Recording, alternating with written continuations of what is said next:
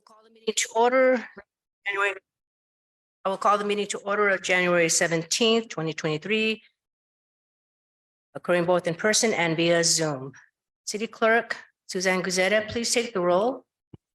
Councilmember Barbadillo. Vice Mayor Chua. Here. Councilmember Lian. Here. Councilmember Pham. Absent. Mayor Montano. Here. We're going to adjourn to closed session. City Attorney Mutalapasi, please brief the public on closed session items for tonight. Thank you, Mayor. Today, we have 3 closed session items: conference with legal counsel concerning existing litigation. This is Anil Kumar Bhatnagar versus the City of Salinas, Santa Clara Superior Court case number 20 CV 369408. Conference with legal counsel concerning existing litigation, County Sanitation District 2-3 et al. Versus City of San Jose et al. This is the Santa Clara Superior Court case number 18 CV 325480.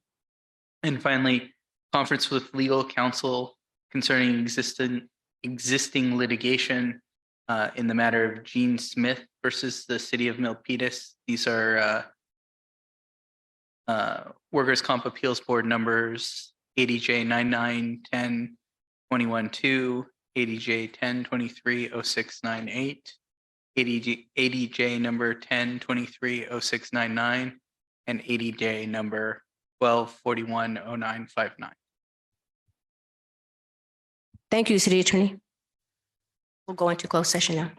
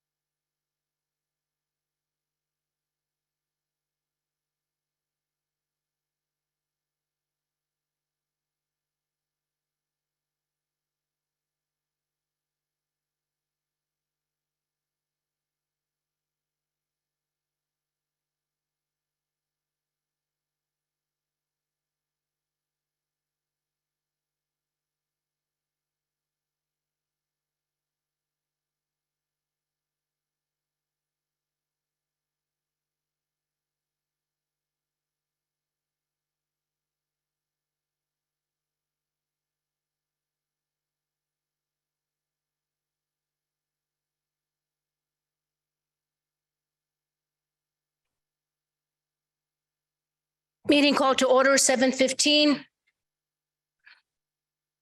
Okay.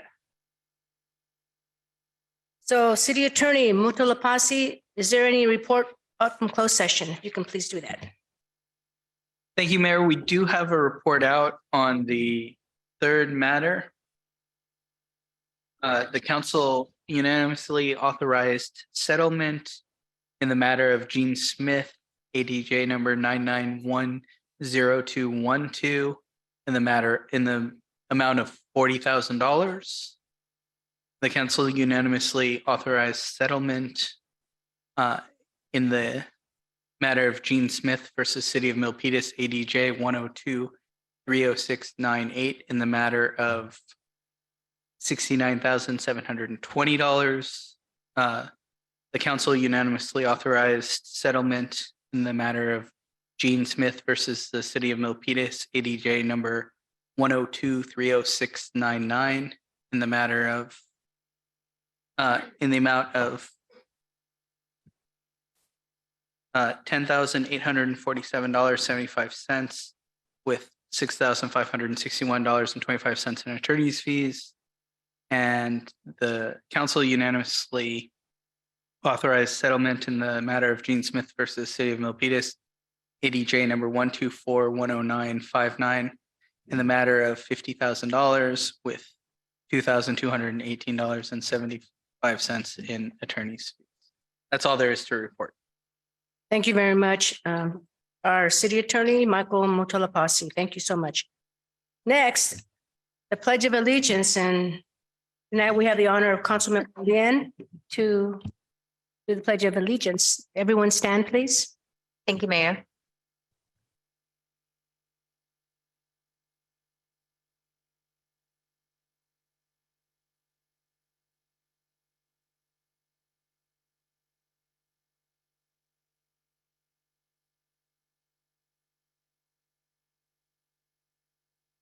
Thank you. You may be seated, please.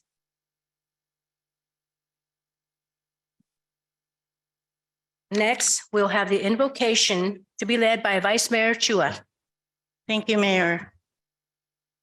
God, thank you for the men and women who serve our country in leadership roles and for their families. Please provide our leaders with reminders each day of why they decided to dedicate their lives to public service. And use that commitment to encourage them. Give them peace when their work takes them away from their families. We also pray specifically for the wives, husbands, and children of our leaders. We ask that you draw them near to them and give them the wisdom on how to best support one another while their loved ones is away from working. Thank you, Mayor. Thank you very much. That was very beautiful. So next, we will have the proclamation. And if the council members would like to join me on the podium, step down.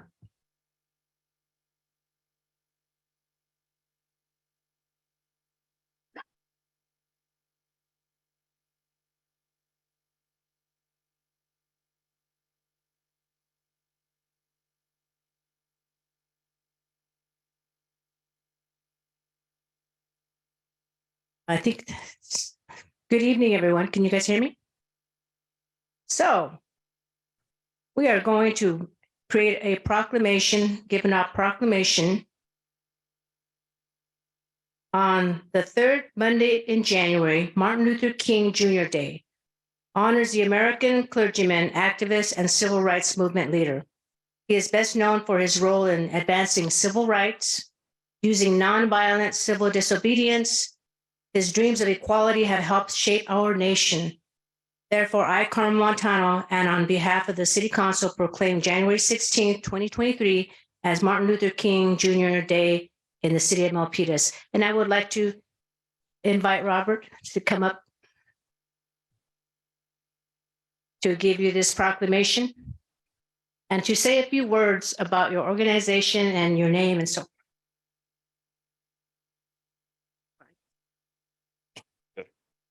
Well, good evening, everybody. My name is Thomas Patterson. I'm a representative. I'm the vice president of the Social Equity Initiative organization. We are a nonprofit here in the Valley that's focused on trying to rectify some of the social distance that exists between African American communities and those communities of the majority here in this area. We're primarily focused on trying to reach out to youth and underprivileged youth in the sense of trying to aid them with mentoring, guidance, general ideas around how to go about being successful. My wife and I met at Michigan State. We're both natives of Detroit, and we grew up in an underprivileged community. And we're fortunate enough to have good guidance to take us where we are today. So what we're trying to do with our organization is give back and hopefully help some of the youth here in the area achieve the same things we've managed to without all of the bumps and bruises we've managed to accumulate along the way. So I thank you for this award, and I thank you for the time. And I look forward to hopefully working with all of you going forward. Thank you. I'm going to read this.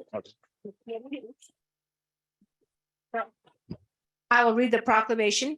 This, whereas the civil rights movement of the 1960s had profoundly impacted the course of American history and continues to shape the direction and debate of our society. And whereas Dr. Martin Luther King Jr.'s dreams of equality and achieving social change through nonviolence have helped shape our nation. And whereas we remember his legacy as an American hero and tireless social activist who called upon our nation to ensure equal justice under the law, upholding our founding principles which recognize individual rights to life, liberty, and the pursuit of happiness. And whereas Dr. King encouraged Americans to come together regardless of age, race, or creed to strengthen their communities, alleviate poverty, and value the dignity and respect inherent in all people. And whereas through his example, Martin Luther King Jr. taught the values of courage,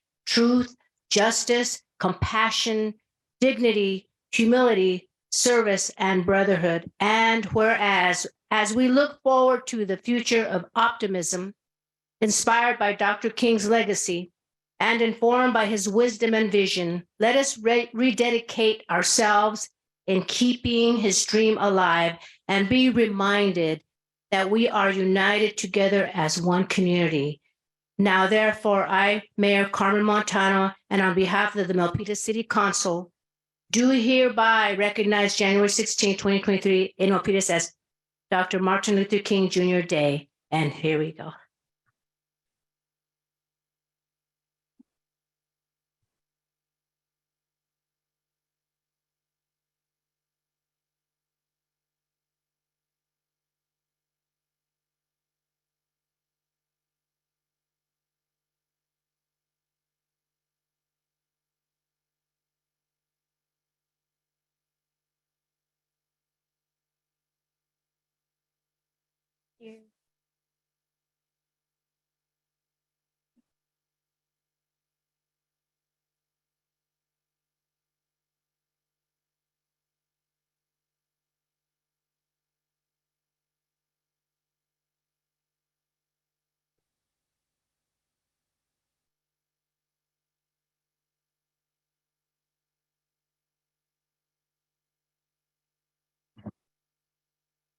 Thank you so much for that. Let me down this proclamation. So now let's move on to the public forum. Members of the public are invited to speak on any item that does not appear on today's agenda. Public forum will be limited to 1 minute because there are many people that are on the Zoom, from my understanding, from the city clerk. So I have one card here from someone that is here in the public. And this is Rob Means. Welcome, Rob Means. Good evening, Mayor and Council. It's basically been about 3 years since I've addressed you in person. And so I'm bringing the most important message I can, which is that we have a climate crisis on our hands.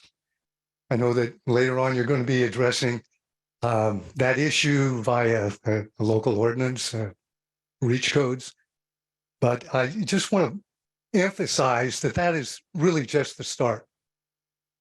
We are in a really dire situation that's growing dramatically worse very fast, faster than the scientists had predicted.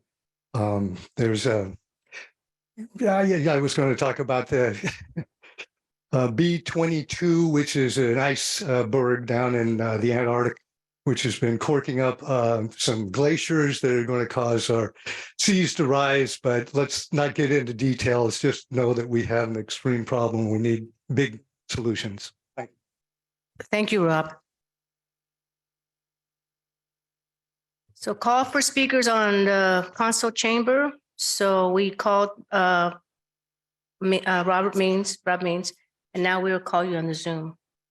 1 minute. Oh, yeah, where's it at? Oh. I'm sorry, I didn't see it. There was another card under my sheet of paper. Okay, so we have Inderjit. Would you please come up to the podium? Thank you for being here. Thank you. Madam Mayor, Madam Vice Mayor, council members, city staff, and my community members. I'm Inderjit Mundra, President of the Milpitas Chamber of Commerce. It is a great pleasure to see you here after all the very well-deserved success in the elections. We look forward to benefiting and enjoying very much the new future you will bring to Milpitas. I'm truly honored to see you all here. Thank you for this opportunity to provide information about the Chamber and the need for disbursement of ARPA funds. The Chamber has worked diligently during the pandemic to bring forth several significant events in 2022 to the Milpitas community, which were positively influenced by input from the city. Last year, there was the business seminars in partnership with NOVA. There was the crab feed in Milpitas Community Center with the highest turnout ever. We brought the crab feed into Milpitas from San Jose. We did the job fair in our own Milpitas Community Center. And then there was the awards banquet. And we look forward so we can effectively release the ARPA funds. Thank you. Thank you very much. Thank you. Thank you. So now we have, we're going to call speakers from the Zoom. City Clerk, can you call them by name? First one. Thank you. It also appears that we have Voltaire in the office, in the audience. Oh, I didn't see it, Voltaire. You didn't fill out a card, but that's okay. Go ahead. I did not submit. Welcome, Voltaire. Thank you to all. Yeah, I scribbled my writing just a while ago. I wish 2 minutes, but greetings. Happy Lunar New Year. Happy MLK celebrations. There's a big bridge in LA, Martin Luther Bridge or overpasses. Everybody in all nationalities are my friends, not to mention George Moses and Jim Clitching of Milpitas of dark colors. They're good friends of mine. I'm a friend of everybody in all the nationalities in the world. I remember last meeting, we have an agenda. This is just for me, if I am assigned, because it should be assigned by somebody. I find the word knocks. Open, key NHA key S, close. I will strive to find a knocks, the easy way to make my job easier. So in other words, eventually I'll do my best. Oh, it's time over. Thank you. Thank you, Mr. Montemayor. Is there another speaker? Oh. Give your card to the clerk and then I can announce your name. Oh, yeah. It's for this, so this is for an agenda item, so we will wait till the item comes up. Thank you very much. Okay, now moving on to the announcement of conflict of interest and campaign contributions. We have our city attorney, Michael Mutalapasi, if you will.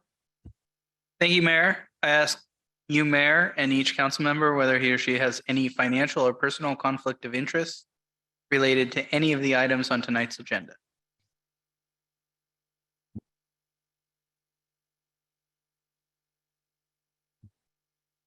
I can go ahead and call roll.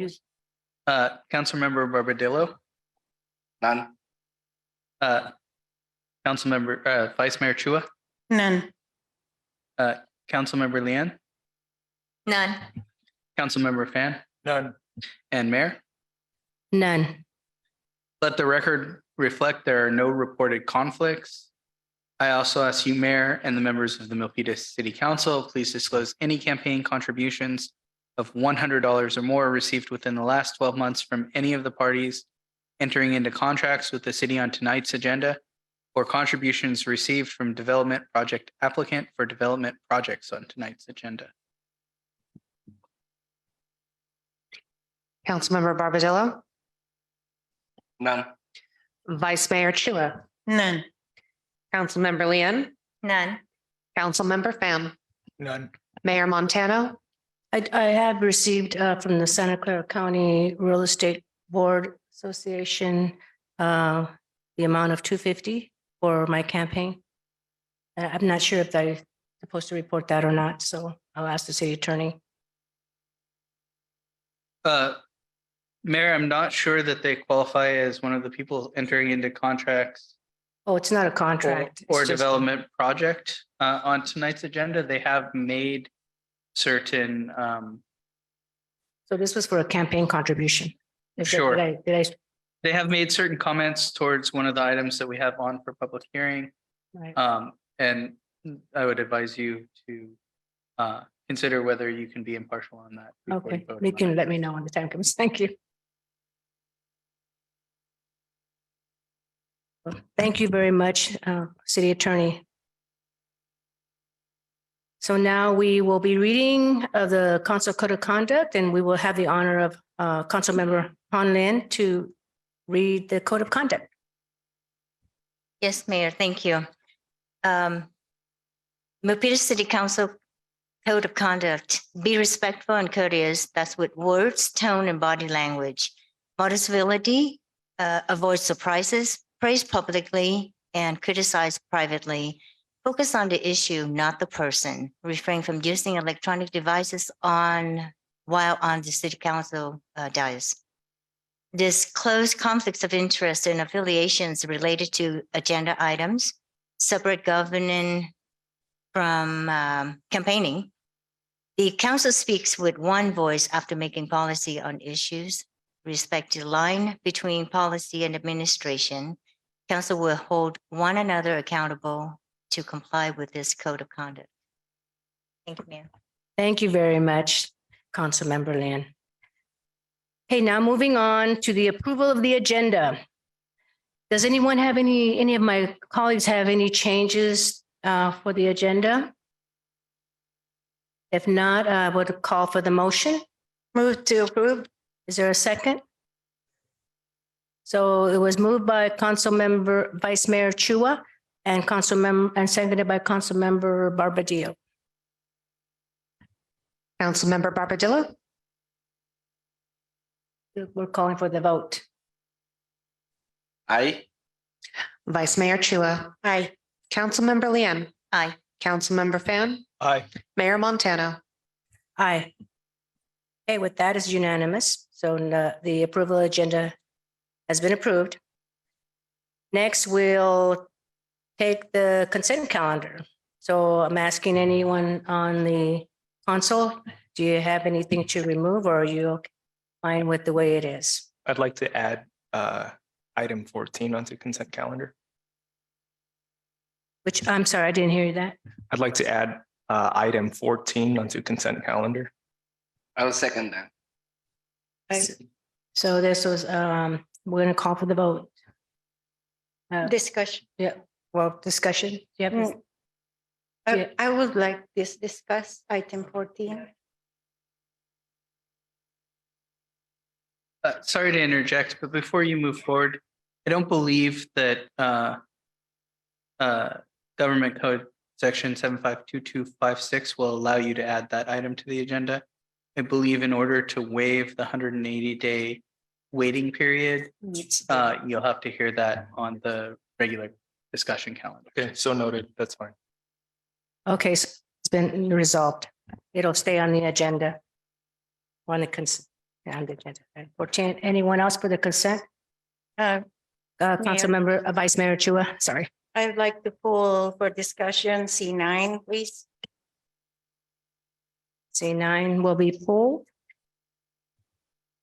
Is there anyone else that would like to pull an item on the consent calendar? With Seeing that, none, I would like to move approval of consent calendar with C9 being approved. Full. okay, is there a second for that? Second. It's seconded by Barbadillo. Councilmember Barbadillo, Aye. Vice Mayor Chua, Aye. Councilmember Liang, Aye. Councilmember Fan, Aye. Mayor Montano. I would like, actually, I'm sorry, I was wanting to pull one item as well, and you can bear with me. It was the I think it was item number 9. No, that was the one that Councilmember Chua. There was a no, it was the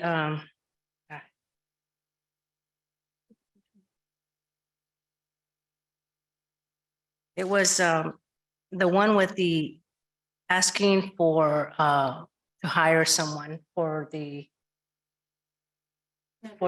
zoning, was it? Was that the one you pulled out?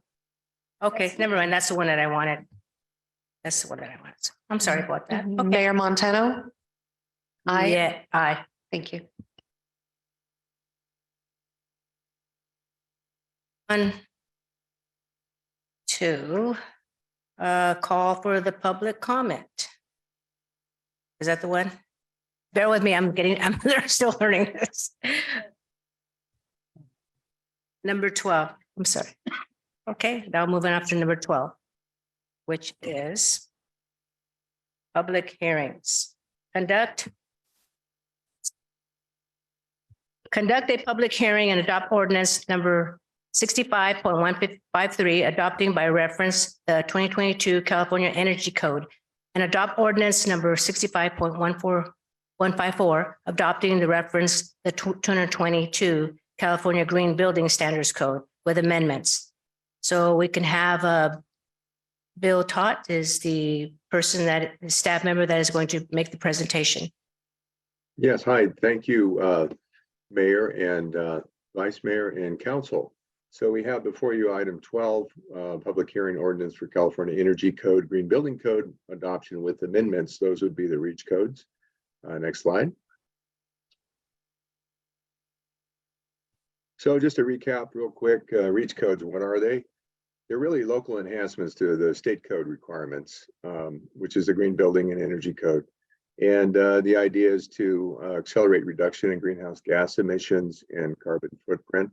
Our proposed REACH codes address 2 key climate action plan update strategies, the building electrification to reduce methane gas associated emissions and electric vehicle charging readiness. Next slide. So the applicability for our proposed codes is for new construction only. There's some qualifying alteration projects, which if you'd like to discuss later, we can certainly pull up. I have some backup slides from our previous presentation in October. They're pretty minimal, but it's essentially, these are for new construction. Some requirements for existing parking upgrades that if you have a permit involved. Next slide. So the summary, of course, of benefits, you have safer and healthier homes. There's been a lot of stuff in the news media lately about gas appliances inside and the effect it has on children's development. Advance the city's adopted climate goals, facilitate greater EV adoption, and of course, being physically prudent. It's really a lot more cost effective, obviously, to address this at new construction as opposed to later having to retrofit existing. Next slide. So going back to the October 18th first reading, there were 4 specific concerns developed by council that we're going to address here real quickly in this overview. So you see the first one is the impact on the grid, economic impacts on the housing market, affordable multifamily residents who can't possibly afford EVs, and possible incentives available for electric vehicles.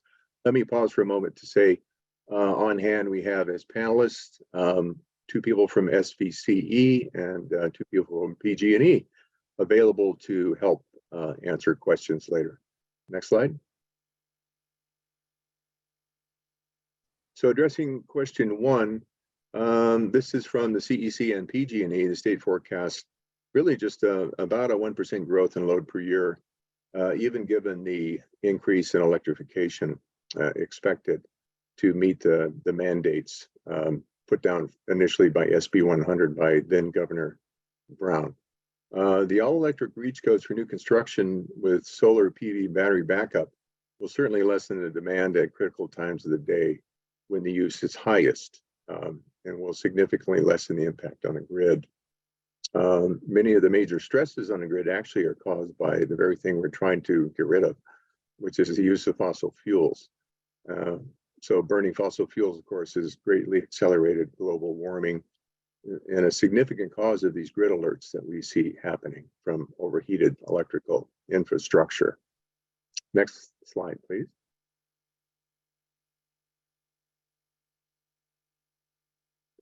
Here we have a table, and this comes directly from a cost effectiveness study. So just kind of cutting to the chase here, you can see that looking at that benefit cost ratio column, anything that's 1 or greater, this ratio indicates that it's cost effective. And you can see down the line of types of occupancy, single family, ADU, et cetera, that some of them are pretty significant savings when you look at construction cost savings versus mixed fuel. And that really comes from, most of this savings comes from the fact you don't have to put in any gas infrastructure. So these are born out of, this table is right from a cost effectiveness study, excuse me, for these various occupancies here in Milpitas. In fact, this is climate zone 4 we're in. So the single family, for instance, example on this table is pretty factual. So this is taken for climate zone 4, specific to Milpitas. Next slide. So getting to question 3 about residents' affordability for EV and why are we requiring affordable multifamily to install EV chargers? Let me first say that regardless of whether or not we have reach codes, the base code, meaning the green building standards, will still require, whether it's enhanced by an example of what we're doing here with the reach code. So you still have the requirements anyway for affordable and market rate. So in this table we have, which again is based on EV infrastructure cost analysis reports from 2019. And you can see the different building types, and you have market rate and affordable housing, new versus retrofit. And clearly we can see that generally speaking, it's 3.5 to 4 times less expensive to put it in while you're building it new than trying to retrofit it later. Next slide. So continuing on with the bullet points to respond to question 3. Now that California law has nearly all new vehicles sold in 2035, which is just 12 years away, be electric vehicles and multifamily, knowing multifamily buildings really have a life expectancy in a large building like that of about 50 years, which means that these residents, whether they're low income or not, the majority of the life of the building, they'll predominantly probably be driving EVs, electric vehicles. And toward that end, SVCE, Silicon Valley Clean Energy, has stepped up, and they will provide a subsidy to offset costs for low and very low income developments built during this building code cycle. Next slide. So in addressing item 4, incentives available, you can see there's 3 that are bullet pointed here. There's others as well, but these are kind of the top of the list. The California Clean Vehicle Rebate Project speaks directly to low-income applicants for eligibility for higher incentives. The Clean Vehicle Credit Program, it's a federal tax credit program. Again, if you, given your status as far as income, you would qualify more for the maximum amount. And again, SVCE has this wonderful EV assistant tool, which you can go on, and it'll provide you a personalized list of incentives for to kind of craft it to whatever it is you're looking for. Is it a new? Is it a used EV? And other parameters like that. Next slide. So toward the end of the presentation here, we have our recommendations to the council to open the public hearing and hear the testimony, and move to close the hearing and waive the second reading and adopt ordinance 65.153 for the energy code and 65.154 for the Green Building Standards Code, which has the amendments which we're referring to now as the REACH codes. And next slide. So this is end of our presentation. Again, I have 4 panelists standing by to help assist in answering any questions you may have, 2 from PG&E and 2 others from Silicon Valley Clean Energy.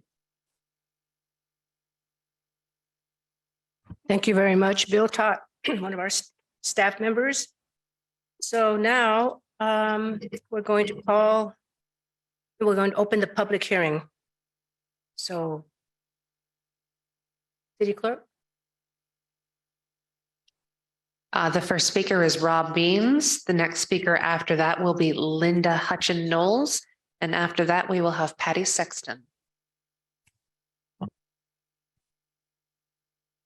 Okay, open the public hearing to 1 minute.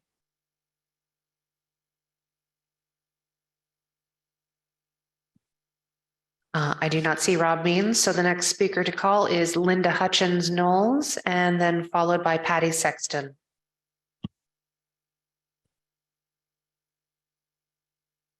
Good evening, Mayor Montano, council members. My name is Linda Hutchins-Knowles. I'm speaking here tonight with 2 hats or 2 shirts, Actera and Mothers Out Front. As a mother, my first priority is the safety and health of my children and all children. And to that end, I ask you to please support the original versions of the REACH codes that were presented on October 18. Your leadership in the city has been commendable. The climate action plan is excellent. And the top 2 sources of greenhouse gas emissions are cars and buildings. So for the EVs, I wanted to reassure you that low-income families can access EVs through the rebates that Mr. Todd presented. Actera has workshops in English, Spanish, Vietnamese, and Chinese to help residents access these very generous rebates that can lower the cost to purchase a new or used EV below $10,000. So the problem with getting access is not the cost, it's the charging. By approving the charging REACH code, you will help give access. Thank you very much. Your minute is up. Thank you. Thank And you. I spoke on the EV REACH code. May I have a chance to speak on the all electric building part of the REACH code? Thank you. We have 1 minute. Thank you. Okay, I'll come back for that one. Evening, Mayor. Welcome. Good evening, Mayor Montano, Vice Mayor Chua, council members. Can you speak closer to the mic? We can't. Can you hear me now? There, yes. My name is Patty Sexton, and I've been a longtime Milpitas resident. I'm also the chairperson of the Energy and Environmental Sustainability Commission. Thank you very much for appointing me to that commission. I would like to encourage you to support the REACH codes that have been presented to you previously and in the format that they were presented to you in November. So the really important thing to remove natural gas from our homes, very importantly, is gas cooking, because studies have shown that using natural gas to cook in homes are resulting in children being 42% more likely to have asthma than in. Thank you. Thank you very much. Anyone else from the public that would like to speak? Mr. Montemayor? Thank you. I'm not philosophical. Are we ready yet? In other words, there's still a little bit of question in my mind, eventually and during the transition. I can see probable problems. Do we have enough source for the AV like solar, windmills to the capacitor, hydrothermal. And then we need, anyway, it's raining now for the hydraulic process of the electricity. So for now, there's no problem with the hydraulic. Eventually, though, we may have problems on the batteries. Sometimes they are corrosive, and the keeping away, the putting away of these volumes of batteries eventually is a problem in my mind. But I'm not questioning. I'm for green. The word greenhouse. Thank you. Thank you very much, Mr. Montemayor. Is there anyone else from the public? The next name is Esther Dong. Okay. And She this will will- be read into the record by Linda Hutchins Knowles. Thank you.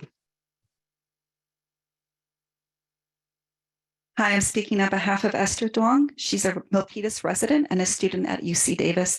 She couldn't call in tonight. She writes, please consider approving the original versions of both the all-electric building reach code ordinance and the EV charging reach code ordinance presented by staff at the October 18th City Council meeting. I support these ordinances because climate change is a living problem for everyone, and the consequences are already happening in the world, in California, and even in Milpitas. I wish for you to join us in this fight by supporting the original versions of the all-electric building reach codes and the EV charging reach code ordinance. Decarbonization and more reliance on renewable energy powered electricity are essential to ensuring an environmentally and socially just community. I will be the younger generation that will bear the greatest burdens from the ongoing climate crisis. Please support me and my generation. Thank you. Thank you very much. Mayor, may I ask permission to give a 1-minute comment related to the all-electric building one? Because there's 2 reach codes and it's very hard to give 2 comments in 30 I'm sorry seconds. that we're limited to 1 minute You don't because we forget- have a lot of other people on Zoom that are be joining in. Thank you. Thank you for your consideration. Okay, if Zoom, Yes, the first speaker is Jared Johnson. welcome, Jared. Welcome. Thank you for inviting me. I'm a Bay Area resident and senior policy manager for Terra. On behalf of my organization, I want to thank you for taking up these reach codes, and I urge this council to adopt these new building codes tonight.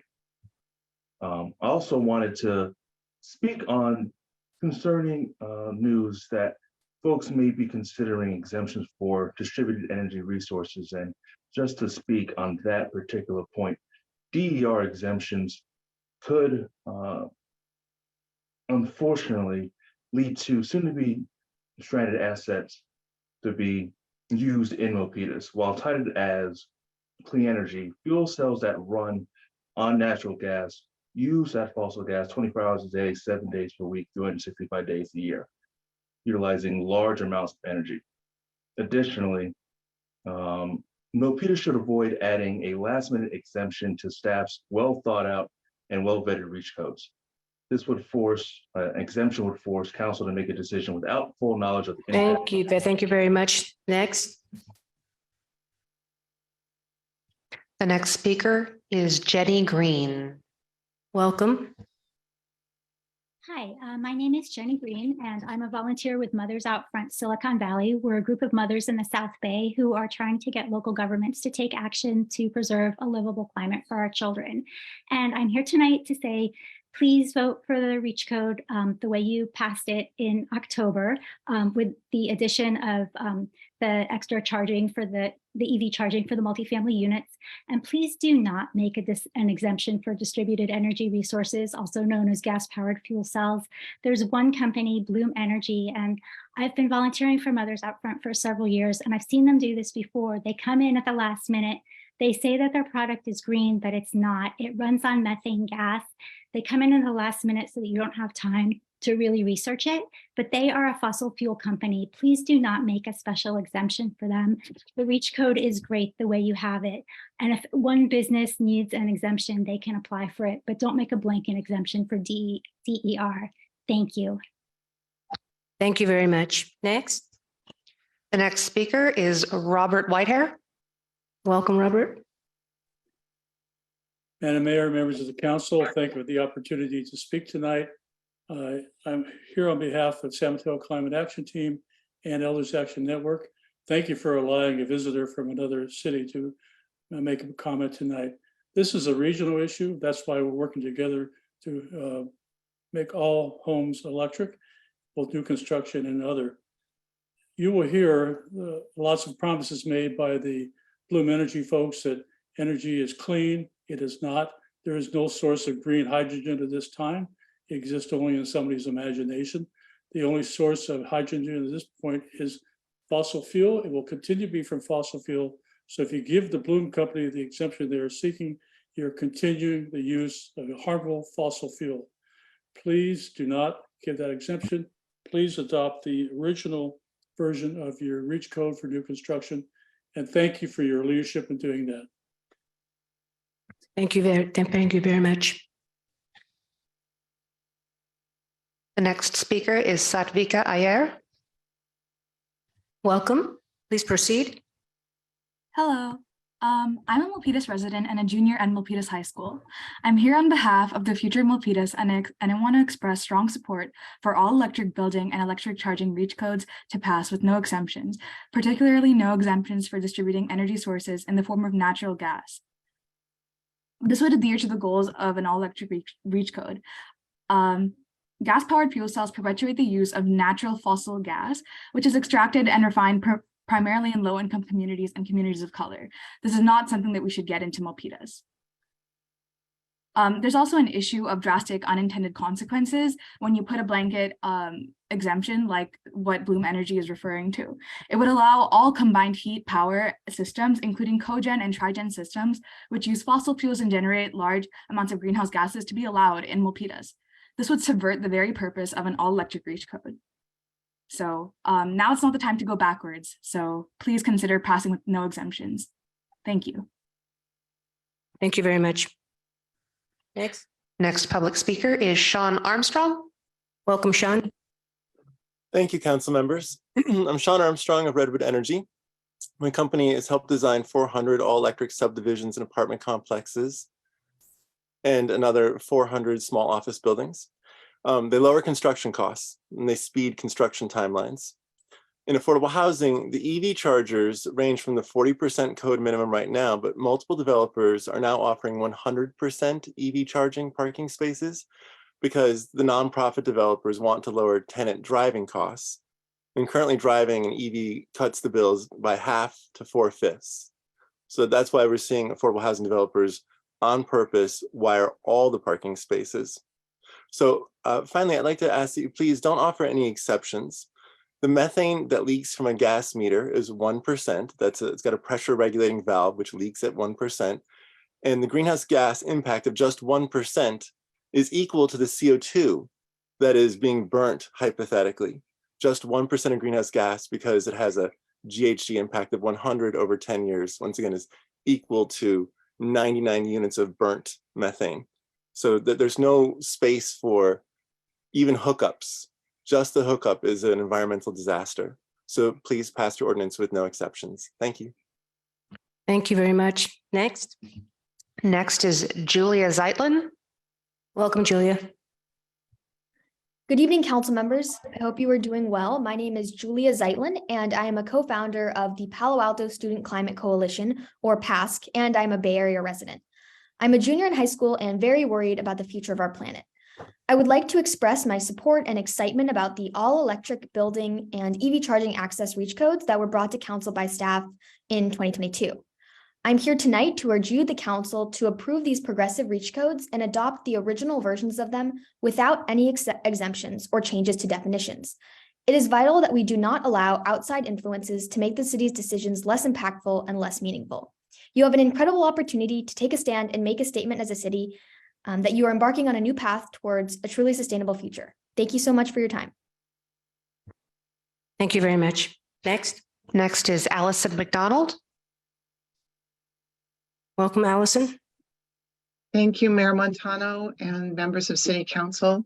I'm glad that you're looking at this issue tonight, and I would urge you to pass both proposed REACH codes, the one to require all electric new construction and the other to expand access to EV charging in newly built apartments and condos. Climate change is a matter of extreme weather. We've been experiencing over the last couple of years in Milpitas We've experienced the smoke from nearby wildfires that made it impossible to be outdoors to do much of anything. We've experienced some periods of historically high temperatures that also were threatened people's health. And recently we've experienced the getting so much rainfall over a short period of time that we would normally get over a matter of months, causing havoc. Thank you very much. Please pass these codes to protect our health and future. Thank you. Next is Moria Merriweather. Welcome. Thank you. I'm here along with Mothers Out Front to ask you to approve without modification the proposed REACH code ordinance, which was originally presented by staff on October the 18th. We understand that Bloom Energy has requested a change to the definition of an all-electric building to allow having gas pipelines on the property. This is not an exemption, it's a change of definition. Let us understand that fuel cells sit outside of a building like an air conditioner does. So this change in definition would mean that Bloom Energy would get to continue to sell their fuel cells, which use fossil gas. We bring to your attention that these fuel cells are powered with fossil gas. They generate enormous amounts of greenhouse gas emissions. They're typically used by large facilities and they run 24/7, 365 days a year. They do not just provide backup power when the grid is down. While the buildings would be called all electric, Bloom would still be able to go on selling fossil fuel gas fuel cells. We urge you not to water down your REACH code by allowing. Thank you. Thank you very much. Next. The next speaker is Huai An Trong. Welcome. I'm with Mothers Out Front. There is a 30-year lag between the time that greenhouse gases are emitted and when the effects are felt.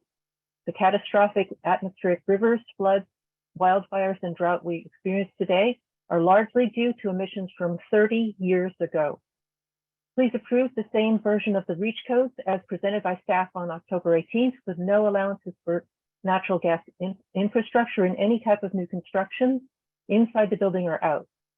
Bloom Energy cells rely heavily on natural gas containing methane, which is up to 84 times more potent a greenhouse gas than CO2. Resist any pressure from Bloom Energy or anyone else to change the wording. Bloom Energy claims in the future it can reuse natural gas infrastructure for hydrogen energy to power its fuel cells. However, hydrogen is highly corrosive to the pipes and would require ever more costly system-wide upgrades. As Forbes has noted, Bloom technology is too dirty. Thank you. Thank you very much. Thank you. Next. The next speaker is Brigitte Racine. Welcome. Hi, can you hear me?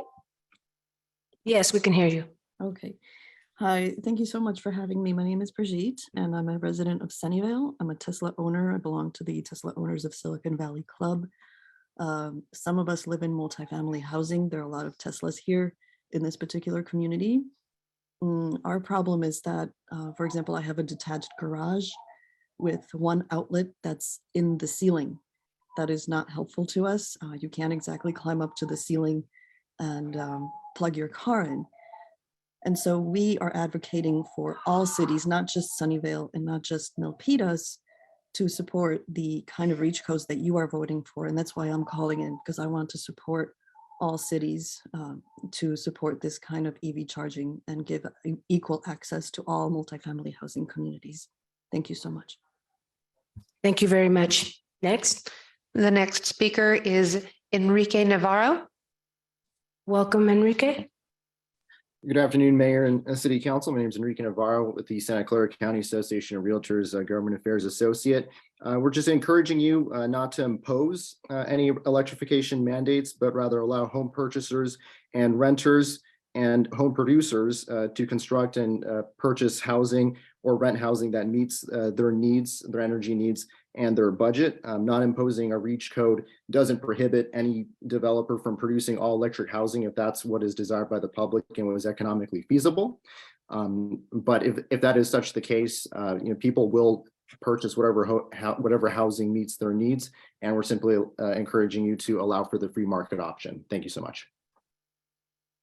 Thank you, Mr. Enrique. Next speaker is Felix Mbuga. Welcome, Felix. Hello, good evening.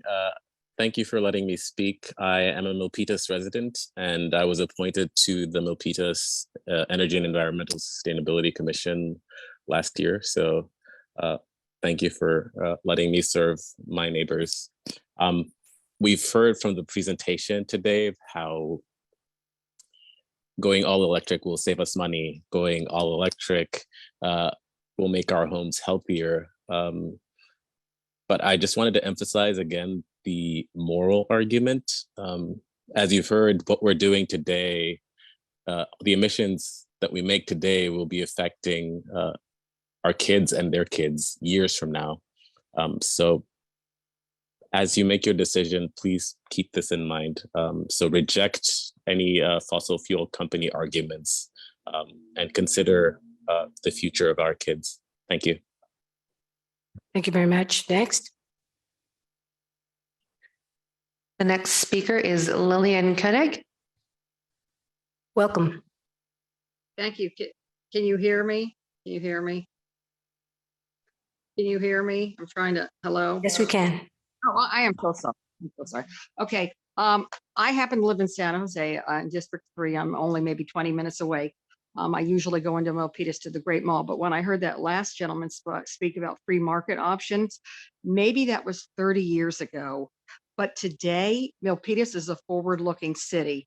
When these individuals are calling in the Tesla person and the mothers and the students, they are asking you to look at climate change and stating, we are not just dealing with free market options. Maybe 30 years ago that was viable, but Milpitas should look at how do you save your environment for the future generations? And one of those is not to continue in the old ways, but to go forward with the new ways and make those changes. Thank you. Thank you very much. Next. Next, we have Dashel Leeds. Welcome. Hello, my name is Dashel Leeds. I'm the conservation organizer for the Sierra Club Loma Prieta chapter. I want to urge you to adopt this REACH code without modifications that would weaken the REACH code at all. I want to particularly touch on gas fuel cells here. This is technology that operates 24 hours a day, 7 days a week on a constant supply of fossil gas, producing tremendous amounts of emissions. When we did the back of the napkin math for what a single gas fuel cell in San Jose would cost the city in terms of emissions, just one fuel cell annually could produce the emissions of over 400 buildings. And I think the way the math works out for Milpitas is if you install just one gas fuel cell, you'd have to electrify over 1,000 other buildings to recoup those emissions. So if Milpitas is serious about climate change, we cannot be building new gas fuel cells. Thank you. Thank you very much. Next. We have one final speaker in the chamber, and that is Rob Means. Welcome, Mr. Means. I'm also here to support passage of the ordinance as written and not be dissuaded by the special interest groups that are looking for the holes to be punched in it. My experience of staff generally has been that they're conservative when they come to council with their positions. They're not really trying to push the envelope. So I guess that job falls to me. This is a good start, but we're talking about homes that are being built now and into the future. We're not even talking about all the homes that are already out there, like mine, that were built with gas to do all these different appliances. I have made the investment to cut off my gas line by going all electric, but it is a significant investment. And if our city is going to help our other residents make that conversion, they're going to have to help make that conversion. Very much. Thank you. One final speaker on Zoom, that is Mel V. Welcome, Mel. Good Good evening, council members and Mayor Montano. My name is Mel Vieira. I'm a San Jose State student in environmental planning, and I would like to applaud your adoption of the REACH codes as they were presented by staff on October 18th, 2022. I think it's a wonderful thing that Milpitas is looking forward to make the city more resilient in the face of climate change, and not allowing gas infrastructure as one of the key ways you can do that moving forward. I speak as a mother and also as a builder. I've built many homes in this Bay Area, and I can tell you the costs presented in presentation were absolutely correct. It's far more expensive to go back and retrofit.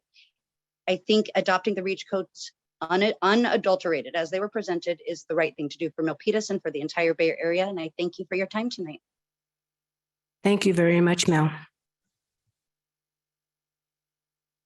Clerk, is there any more? That was the last speaker. Thank you very much. So now we are going to close the public hearing and move on to council discussion on this item. I know this is a very in-depth discussion, and I'm sure that we have many council members here that would like to ask questions and make comments. So it is open to council members.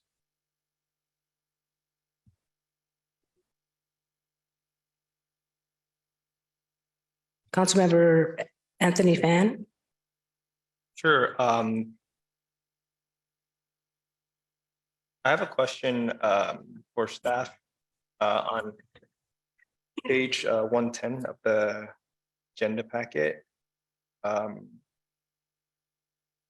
regarding new construction and qualifying alteration projects. It says here in the proposed ordinance that alterations that include replacement or addition of over 50% of the existing foundation for purposes other than a repair or reinforcement, that more or less would be required to be all electric. Can you clarify this section? Sure, absolutely. First of all, let me start by saying this is for non-residential occupancies. It's directed at that. So if I'll give you kind of a comparative right now in the city of Milpitas, like other jurisdictions have, we've had instances where somebody who's going to remodel their single family home, for instance, and have decided along the way that, wow, this is great. I've got a new canvas to work with here. So as they're tearing down walls, opening walls up, and they're realizing, why don't we just take this, this, and this out? And then all of a sudden there's nothing left other than a raised platform. So we have an ordinance. It's not an ordinance, actually, it's a policy that was driven by the need for sprinklers. So if you get to a point where you've essentially taken the old house away, then it's considered new construction. And we have a policy to that effect where then you have to have sprinklers when you rebuild. So kind of similarly, if you have a non-residential building and you take away 50% or more of the existing foundation and framing, then that would be considered as a new project. It would be considered new construction. Or if you've added on more than 50% of the existing area of the foundation, it's so extensive it would be considered as new construction. So the REACH codes would apply at that point. Hopefully that answers your question. You said that this would be for non-residential? Correct. Yeah, it's only for non-residential or construction. Yeah. So the exceptions that follows in the packet mentions multifamily residential building projects. Can you clarify how that would pertain to to this specifically? 'Cause you Yeah, mentioned it's I non don't think that's residential. applicable, as I recall. It's just for non-residential. So this is in fact, if you don't mind, if IT can pull up, let me see, we have slides 19 and 20. Let me see, 17 and 18 in our backup slides. Is that possible to pull those up quickly? 17, a backup slide. Okay, so here's all electric. This is main requirements and exceptions. This is residential. And you see the exceptions, multifamily. If you have entitlements before the effective date of the adopted codes, of course, you know, you may install fuel gas for water heating systems. That's one exception. If there is not an all-electric prescriptive path under the California Building Energy Efficiency Standard, the city may grant amount of modifications. So this is for residential. So if we go to the next slide. So this is non-res. And then this is where we have the non-residential mandatory alterations that include replacement or addition of over 50% of foundation or 50% of existing framing is removed and replaced. So it's not applicable to residential. This is under a different chapter. So I hope that helps clarify that. I would be more comfortable if that was codified. Well, it is in the code. It's in our proposed ordinance. It's unclear though whether or not this requirement would be applicable to non-residential or multi family. So which code, if I can interject, which code is that? Well, this is our all electric reach code proposed. So in the ordinance, it's 4.106.5.1. Well, this is chapter 5. So you're looking at the ordinance itself then? Yes. Correct. Yeah. Yeah. So in that section, that is not residential, is it? That's what I'm asking you. Yeah. In the exceptions part right there, it says multifamily residential building projects. So that's what's not explicit for. Well, I don't have, unfortunately, the ordinance in front of me. Apology for that, but chapter 5 in the green building is non-res. Chapter 4, if we go back to the previous slide, if we can.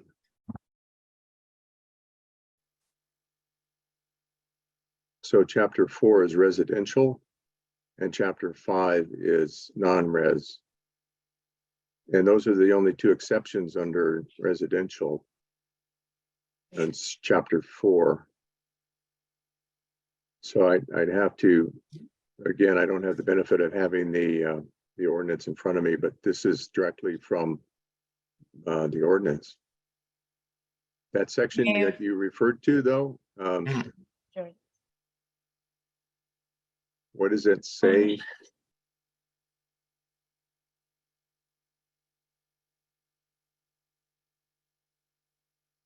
No, I see that part. Yeah, and that's what I'm having trouble distinguishing, whether or not it applies to multifamily residential building. Oh, got it.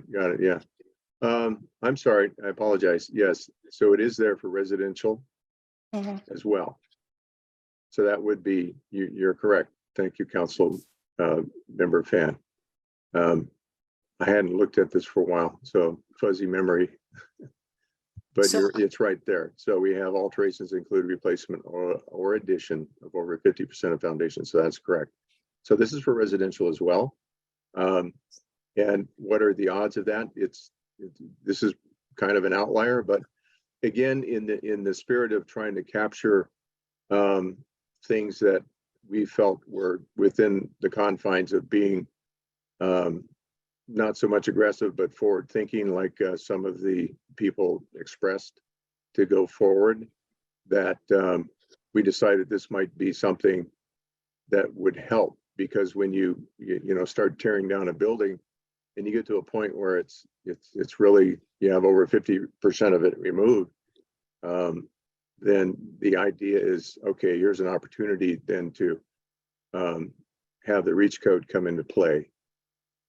Similar to what we did with sprinklers for a home a residence that's substantially removed to a point where it's really considered new construction. So Okay. sorry about the confusion, but you're correct. This is both residential and non-res. Yeah, I think that changes the conversation a little bit.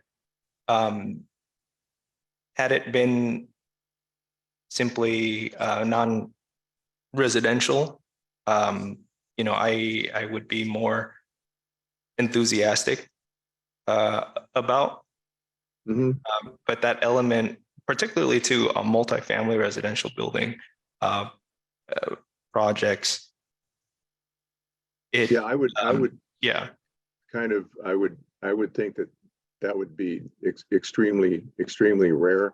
A multifamily building that would be taken down to that extent or added on to that extent. But if you don't mind, I've got Farhad Faramond here, who is consultant to SVCE, if he can ring in and help provide an answer to your question. Farhad, are you available? Yes, good evening, Honorable Council. This is Farhad with TRC on behalf of SVCE, and Zoe is with SVCE is here tonight as well. Council member, we added this provision because we needed to define somewhere a minimum threshold above which new construction would be qualified. This definition is used by several jurisdictions around the Bay Area. It was the best definition we came across for the last 2 or 3 years that is reasonable, that was determined to be reasonable by several various building officials across the Bay Area. And as Bill mentioned, it is quite rare to get down to this level where you're removing over half of the structural framing, not just the interior walls. This is not an interior renovation. This is you're removing structural exterior walls, and essentially the roof needs to come off the building. Or same with the foundation. So these are major alterations that you're going to capitalize on this opportunity when they're replacing systems that they qualify, and they are replacing those with a system that's not going to be defunct, or a stranded asset. It's an appliance that's going to be compliant with all the state provisions for the next 30 years, rather than a poor investment at that time. I hope this helps a bit.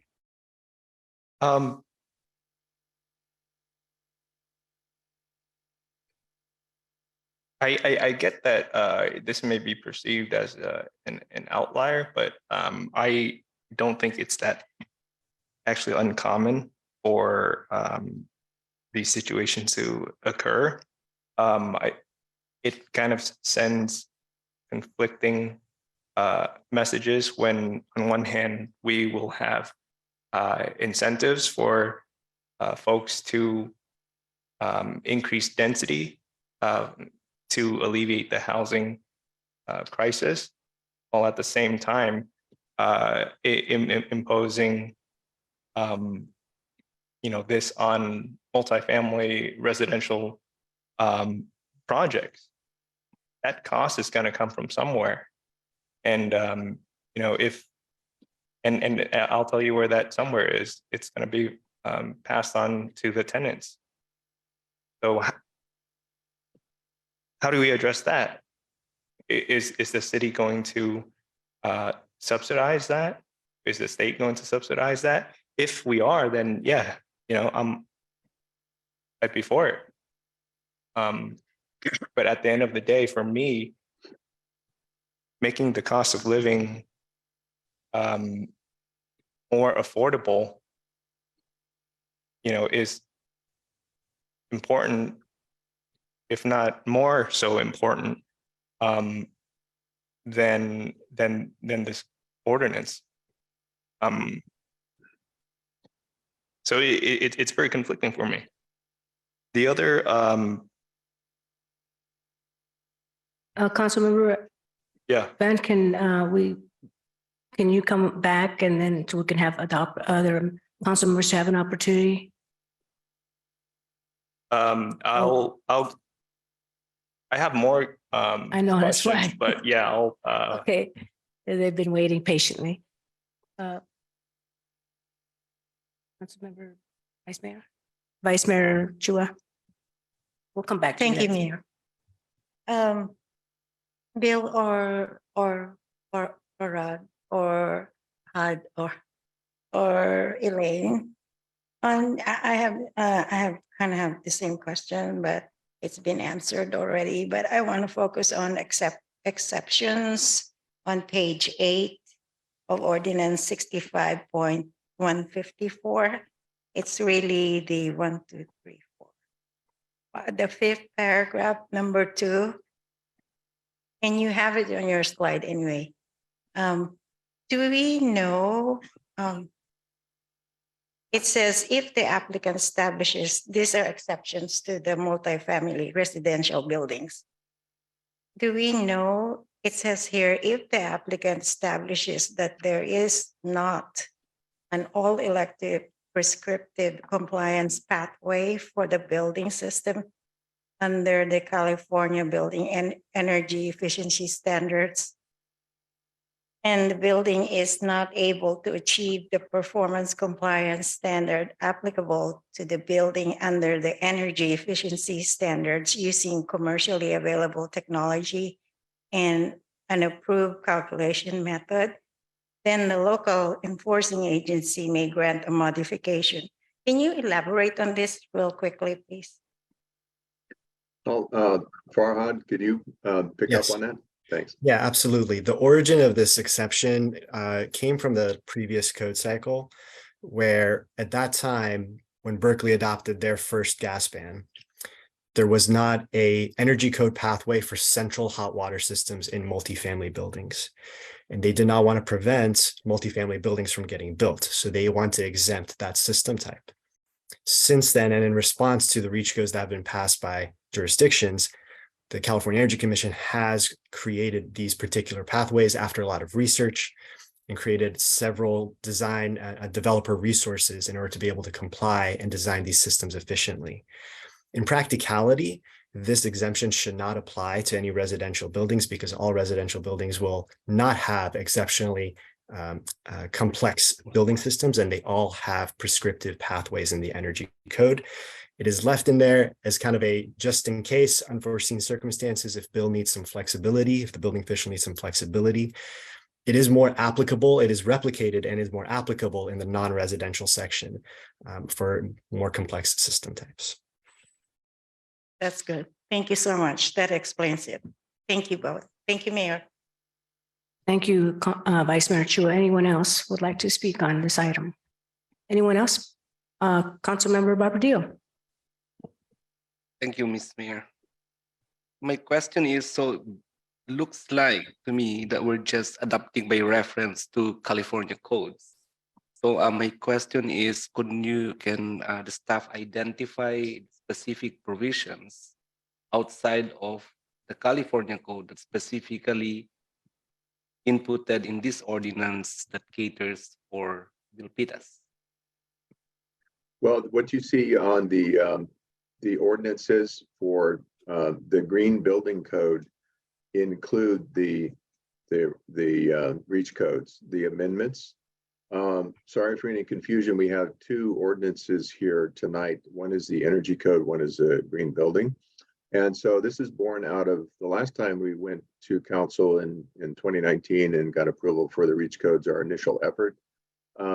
We separated out the energy and the building codes, the green building codes, because we had both of them with amendments. So going forward, the decision was made that instead of, say, for instance, later we wanted to modify or adopt some efficiency standards for the energy code, we wouldn't have to go back and then reintroduce and adopt an ordinance that included all of the rest of the codes. So if you look at all the other Title 24 codes that were adopted on December 6th, other than the energy and the green building, if we had bundled that together with the rest of those codes, it would have been a lot more cumbersome. And there was an anticipation that that might happen coming up in the next 3 years of this code cycle, that we might, there might be the political will to revisit and look at modifying and improving the what they call the efficiency standards, which are in the energy code. Green building code really is for site development. So there aren't efficiency standards. And what are those? Like, we don't have any provisions for increased solar PV or storage of energy, basically batteries. So if we did have that, then we would have an amendment in the energy code, because that's where that resides. You'd have all of your energy efficiency modifications or reach codes there. But in the green building code, where EV charging has resided since the green building code came into being, that's number one. Number two, if you look at those two titles, chapter 4 and 5 in the green building code, one is for residential, one is for non-res. And so that's site development. So you can say, Mr. Developer, per the green building code, it has to be all electric for this occupancy now. And because there aren't any upgrades or requirements for enhanced or improved efficiencies, like I said, like storage and battery storage and solar PV as two examples. I don't know if that answers your question. Hopefully I got a little convoluted maybe there, but. You were. Okay. I did not misunderstand that there's two codes. Okay, And, thanks. you did not get my question. My question is, these two codes, the green building and energy. Check my notes. So the California 2022 California Energy Code, which we are adopting by reference, and the second code is the 2022 California Green Building Standards Code, which we are adopting by reference. My question is, so we adopted this from state legislation. My inquiry is about what provisions did we put in to cater specifically for Milpitas? That's the question. And if there are indeed additions to what we had adopted from the state law, what are the basis of it? Well, again, under the green building code, we'll focus on that, because the energy code does not have any amendments, but it was bundled together with the green building, similar to what we did before. So as a convenience, but focusing on the green building code, where all of these amendments, which AKA are reach codes, reside in the green building code. So you have your base green building code, and then amended to that is what we're talking about tonight with our proposed reach codes for all electric and for EV, enhanced EV infrastructure. I don't know what else if I can I add one more detail here, please? Yes.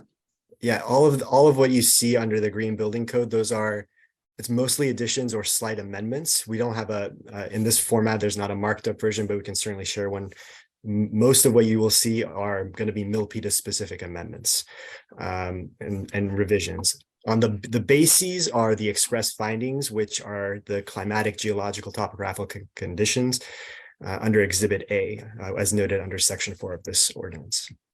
Can you give me an example that's Milpitas specific, as you said, based on the 4 factors you just mentioned? Yes. Let's say all over California, the city of Sunnyvale, they adopted the same reach code with regards to electrification of multifamily, let's assume that, right? And that is specific in the state legislation. Now, what have we included in this ordinance on the precepts of that general vision of the state legislation to cater for me? That's the question. Or we just copy pasted everything and let's see what happens next. Well, when we say the ordinance requires all electric for all occupancies, then they refer to the energy code and they follow the requirements under the energy code to achieve that. And there's two different ways they can do that. Not to get too much into the weeds on this, but one's a performance based and the other is prescriptive based. So anyway, so they would just go to the energy code and okay, I have to have all electric now for my new single family home. So I go look at the energy code and look at the requirements there to make sure I'm in compliance when I build my all electric new single family home, for instance. And the specific for Milpitas, or it's specific, I mean. Well, it's specific to Milpitas in the sense of, you know, it would be all electric, which it is like with other jurisdictions. In fact, I can pull up, if you want a backup slide number 13, it's 2022 Reach Code summary of 14 jurisdictions in the county. And you can see where Milpitas lands relative to the others, if you like. So you can see the up arrows. This indicates strong improvement in Reach Code requirements compared to last cycle. So we've got Milpitas. This is effective. This was in December. So we had introduced all electric, which indicates a strong improvement over what we had before. And it falls in line with the majority of the other ones. If you count up the all electric that currently and recently enhanced and made stronger improvements, Campbell, Cupertino, Los Altos Hills, Oregon Hill, Mountain View, Santa Clara County Unincorporated, Sunnyvale. So that's what is that? 1, 2, 3, 4, 5, 6, 7. Milpitas would be 8th. And then the rest of them are, with one outlier, which is Gilroy, are mostly electric. So we're marching along with our constituent, you know, brother cities and county along this path to help the greenhouse gas reductions and help the climate change, you know, kind of a response to what's going on with that. So I don't know if that helps, but to Councilmember Barbadillo, if I may point you to your agenda packet at page 105. Section 2, about halfway down, introduces those sections that are different from the model code, right? That are That's what I specific meant. to the city of Milpitas. Okay, so each of these things in section 2 are specific reach code amendments that the city is city staff is recommending at this time. all right, so we have the general state legislation, and this particular section caters for what we believe Milpitas needs. That's right. All right. And the basis of this is you know, the staff you know, studies. And all reach codes are based on either, and this is a better question for our building official. I believe they're based on climatic, geographic, or fire prevention requirements, but we should ask our building official to so make sure. bottom line is we have specific provisions in these codes that we have adopted from state legislation to specifically serve Milpitas interests.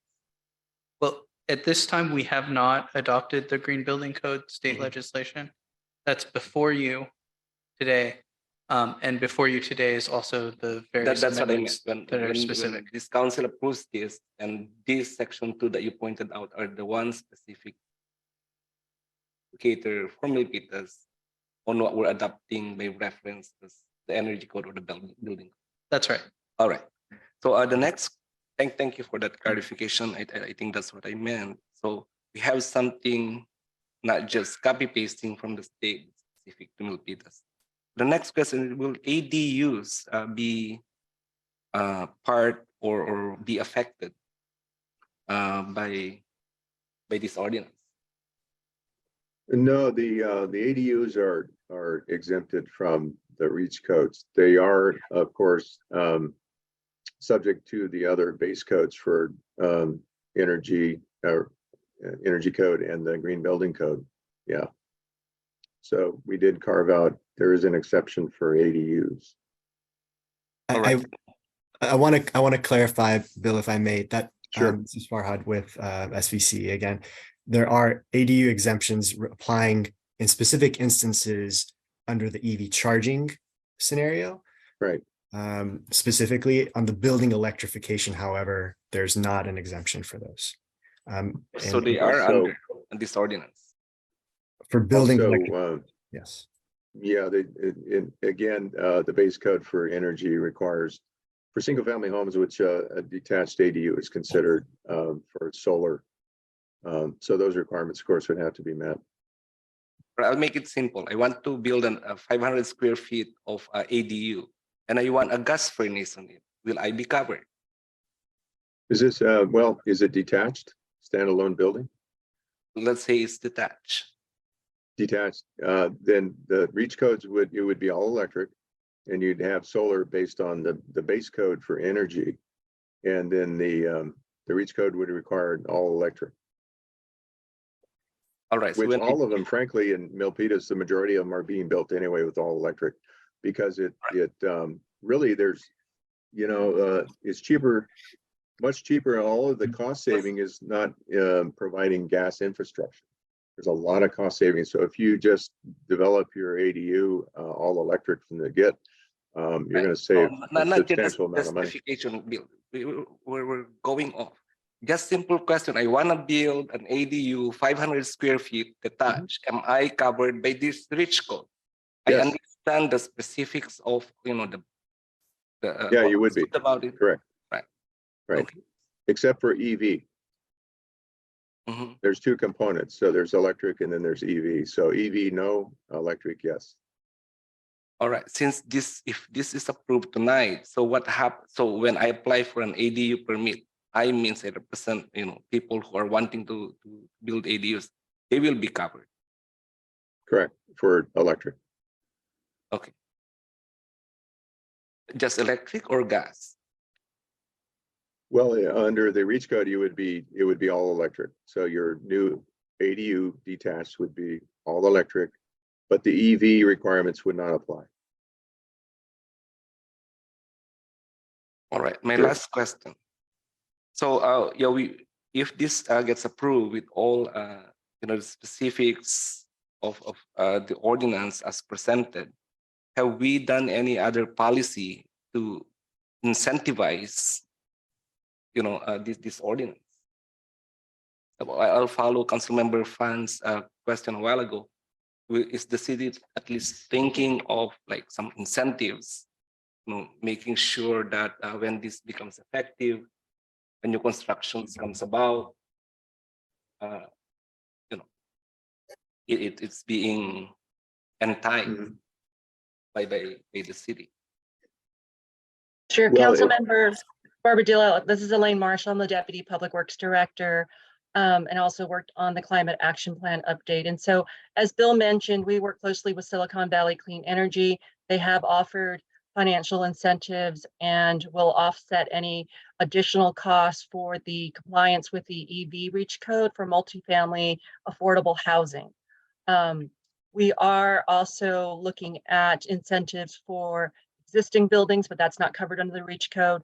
The other main basis for the reach code is just cost effectiveness. We have seen that for new construction, it will be cheaper. And so the construction costs will be lower for the all electric compliance. Mayor, thank you. All right. Well, thank you. Thank you, Councilmember Barbadillo. Vice Mayor Chua. Thank you. And also for Councilmember Fan and Councilmember Barbadillo's question, we are, like Elaine said, Deputy Director of Public Works, we are going to receive or secure some funding from Congressman Rocana, $3 million to incentivize I know you're looking for incentives for the homeowners. This is the Public Works program called the Carbon Neutral Homes Incentive Program. And this will give our residents to convert their fossil fuel powered appliances to carbon-free electricity. And I think once that's launched, we're going to get more participation from our residents. Thank you for that question. That was good. Thank you, Vice Mayor. That was Thank- responsive. Thank you, Vice Mayor. Thank you for bringing that up. Congressman Ro Khanna did donate $3 million, and that $3 million is for people to be incentivized to convert their gas to electric.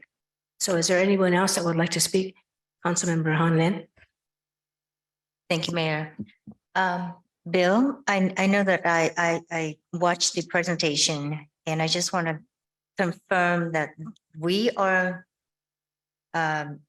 focusing on future development and not the existing properties. That is correct. Number two that I have is, do we know what is the impact on the one that's left behind, the one that's still on gas? Well, if we're going to start a discussion about, say, retrofit, say, for instance, your gas-fired furnace goes out and the ordinance is such that now you have to replace it with a heat pump, which is electric. So maybe that's phase 2 or 3 down the road for council to consider if they want to enhance the reach codes further later with some provisions or mandates for change outs, like when something fails and it has to be replaced, like a water heater or a furnace. But that's a separate type of approach that we aren't really entertaining here to any degree. We did talk about if you have a building that has a major renovation demolition with the 50% foundation, but that's as close as we get to any kind of a requirement for say existing construction to be in line with the reach codes when they rebuild. Does that answer your question, council person? Somewhat. Okay. I see. Yes, Farad, can you let me hear from you? Thank you so much. If I understood the question correctly, there's 2 potential impacts. One is for residents that stay on the gas infrastructure. As more account owners depart the gas system, the pool of gas accounts or gas meters that need to pay for the maintenance of that gas system will diminish, and each of those individual payments will increase. So we're already seeing increases in gas rates, and those are expected to go up in various state studies that are being performed, not at a local level, at a regional level, but at a state level through the California Energy Commission. They are projecting gas rate escalation and are planning for that and how to avoid that in the longer term. The second approach is the second potential impact is that the California Air Resources Board has initiated a rulemaking to limit the sale of gas furnaces and gas water heaters in stores across the state. So that would potentially take place by 2030. So again, you may have a sunk cost in some gas appliances and in your gas infrastructure because you will not be able to renew that appliance after 2030. Yeah. And I don't know if we have a representative from PG&E tonight. We do, council member. We have Christina Ramos joining us from PG&E, as well as Kelly Cunningham. So yeah. So here's my Her question. camera on, so you can ask her a question as well. Okay, the question I'd like to ask PG&E representative is, how do we guarantee, or do you have a plan?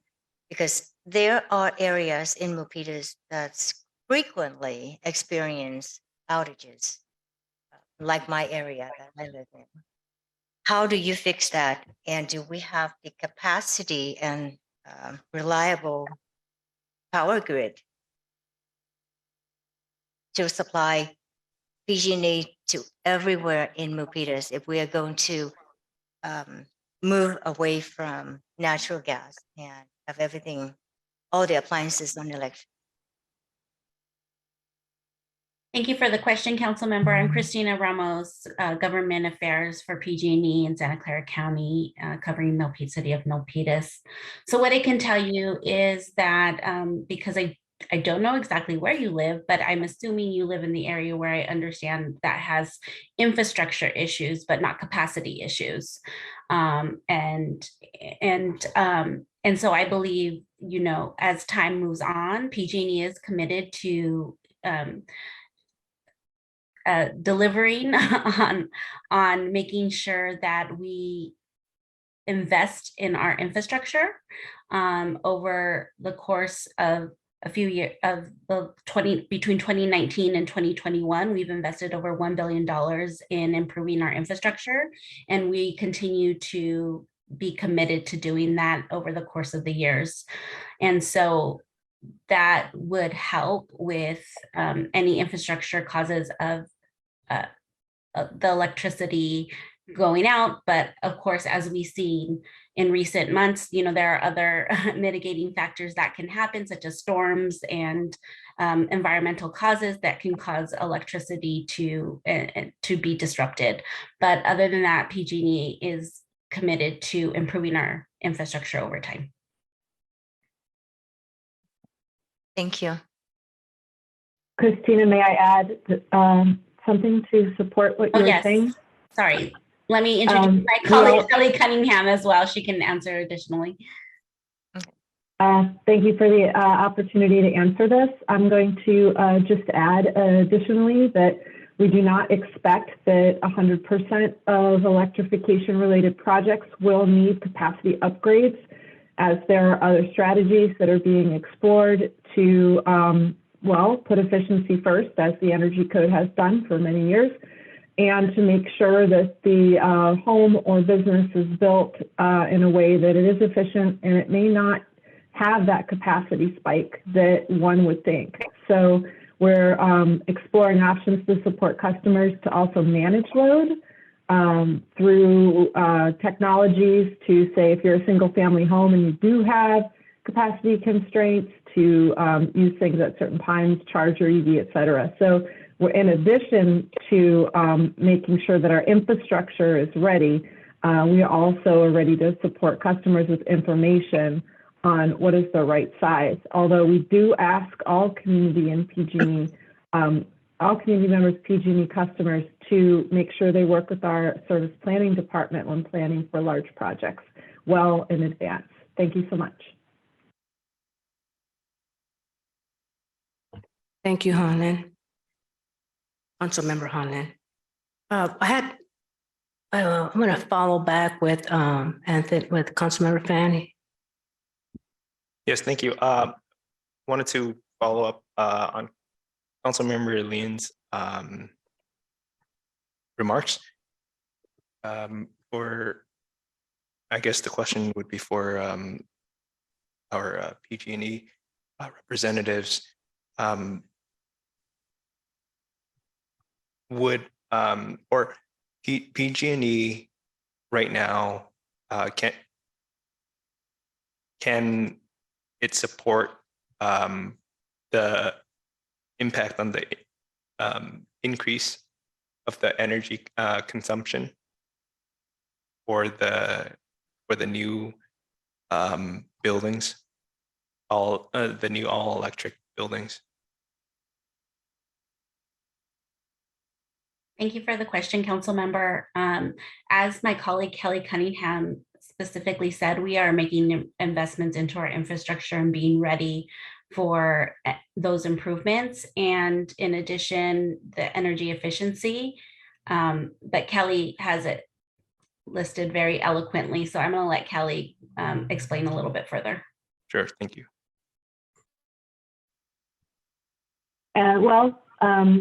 I'll just say again that it's extremely important to work with us in advance if we are expecting to see a capacity increase for a large new construction project or upgrade. But We are also, we do not think that all electric projects will have a significant capacity increase if the building is designed efficiently. Okay. So that's a strong belief. But for the ones that do require infrastructure upgrades, then like we included in our support letter, we're working to be ready in advance.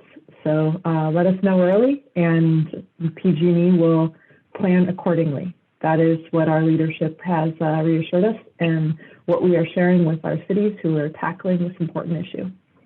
So should we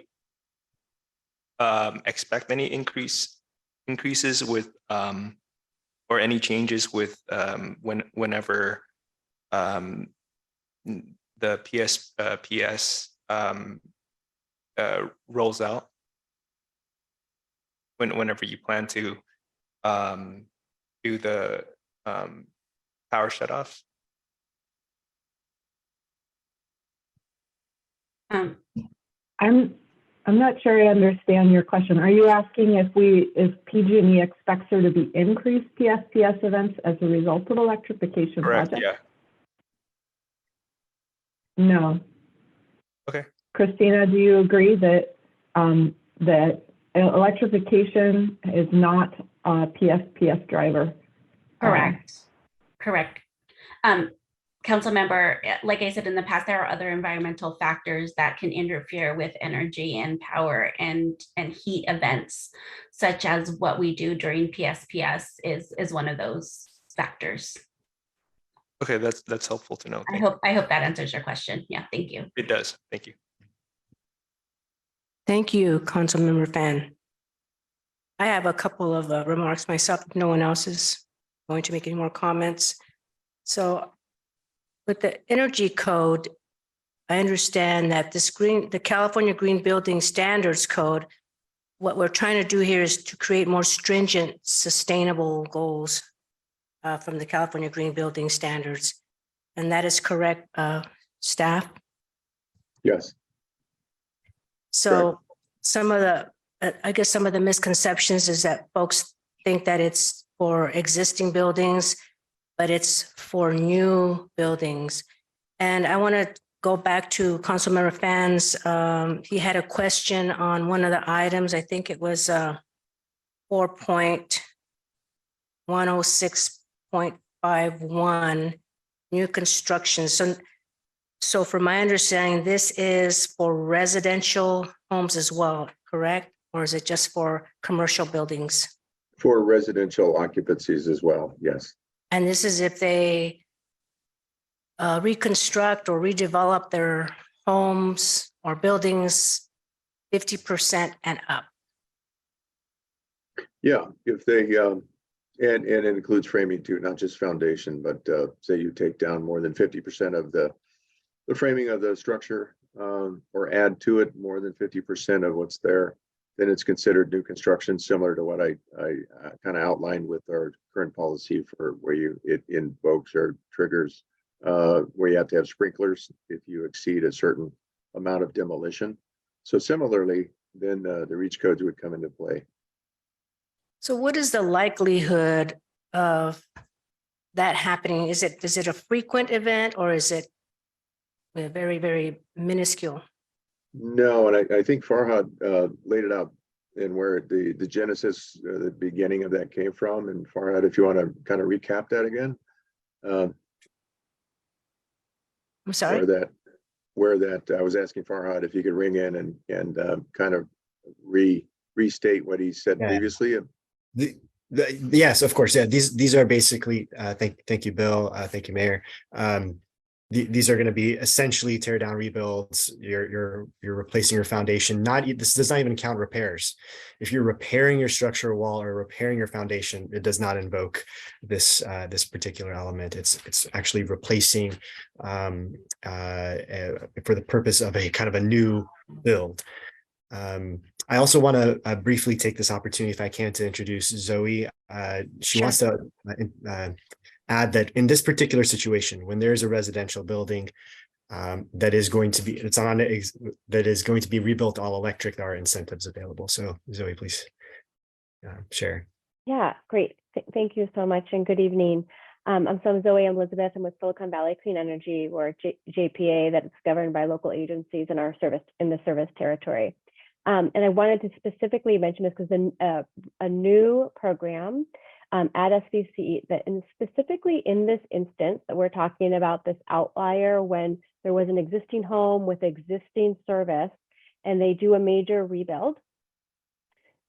In most instances, you will still save money because you don't have to put an air conditioner and a furnace. You're just putting one piece of equipment, and you're also you don't have to put in additional gas infrastructure throughout the house. So oftentimes you're still saving money in that remodel. But SVCE also offers up to $8,000 to those homeowners to make those to purchase that electric equipment. In addition, I know folks are aware of the the IRA passed by the federal government. So homeowners would also be eligible for, I think, around $2,600 in tax credits, and low income participants in SVCE territory would be able to receive up to $2,000 more. So you can see that's over $10,000 in additional incentives in this outlier case where you're doing a total rebuild. And we decided to make that eligible because even though we saw, it's a really smart time, it's the best instance to make sure that you're not investing in stranded assets for the homeowner. But we also know that this isn't something that is new and unfamiliar. People might not be expecting it. So for this building code cycle, we have those incentives available for homeowners to offset the cost and learning curve. Great, thank you. And I do agree, it's more cost effective if you go electric and instead of putting all the infrastructure for the gas pipelines. One more last question. This was on the topic of what is the impact of the grid from requiring new developments to be electric. And I will read this. It says the all electric reach codes for new construction together with solar PV with battery backup will lessen peak demand at critical times of the day when the use of electricity is highest, which will significantly lessen the impact of the grid. But my question here is where it says new construction together, that's the operative word, together with solar PV with battery backup. So how would you explain, what if you don't have that solar PV or with that battery backup? So those are my concerns right there. Well, again, if we refer to, well, let me back up for a minute. So our all electric requirement is through the green building. And then as we were talking about earlier with efficiency requirements, which then we're talking about solar and battery backup, which is provided for in the energy code. So if you go to the energy code and you can enhance that, meaning you can go above the base.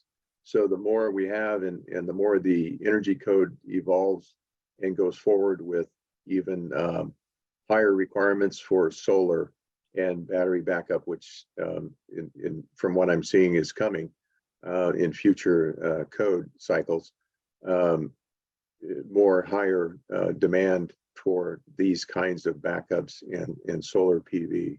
So that together with the requirement that it be all electric, and then you have the opportunity and the ability to flex where you can have this battery storage set so it you can use that energy that you stored during the day from your solar array in your all electric home to power your Tesla or whatever you have in the garage and other things. And of course, along with people's behavior, which there's been public campaigns, I guess I'll call them, out there, mostly instituted by the state to try to get people to change their habits and like not run your dishwasher and your clothes machine, washing machine, between 4 and 7 o'clock at night, for instance, and belay that until maybe later.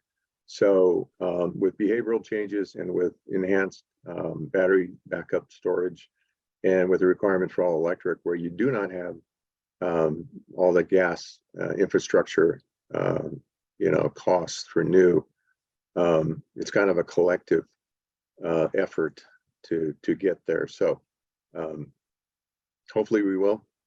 Yes, I agree. So hopefully those batteries will also be less, because I know that's a huge cost, the batteries. And you know, we are just a drop in the bucket locally, but it is important because of climate change. And you know, if our country would have, I'm speculating here, but if we would have been with the Paris Accord, joined in, because it's a collective effort. It's not just one city here. It takes a collective effort to really combat climate change, and it's really important. And that's why we have a climate action plan, so that we can ensure that we are doing our part, even though we're just one city. But I think we need to start moving forward and making sure that we reduce our carbon footprint. So those are my thoughts. And now I'm going to anyone else I would like to, Vice Mayor Chua, please. Thank you, Mayor. I just want to thank Ms. Ramos, Ms. Cunningham from BG&E, as well as Farhad and Zoe from SBCE, and also our staff. That being said, I would like to move to approve to waive the second reading, find a CEQA exemption, and adopt ordinance number 65.153, amending chapter 11 of title 2 of the Milpitas Municipal Code, adopting by reference the 2022 California Energy Code, waive the second reading, find CEQA exemption, and adopt ordinance number 65.154, amending chapter 19 of title 2 of the Municipal Code, adopting by reference the 2022 California Green Building Standards Code with amendments. Did you, Councilmember Fan? Can you clarify the amendments? Pardon? Can you clarify the amendments? It's in the, They're in it's in the packet. recommendation. Okay, well, I'd like an additional amendment.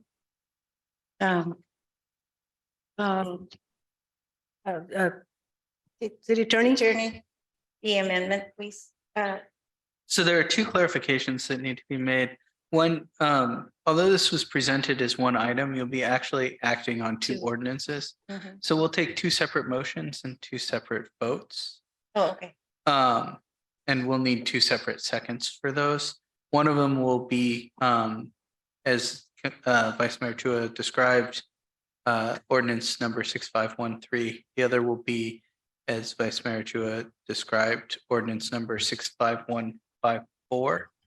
To the extent that any council member wishes to offer friendly amendments to Vice Mayor Chua's motion, which I believe is to adopt staff recommendation as set Correct. forth, they can be made and accepted by Vice Mayor Chua and any member who seconds her.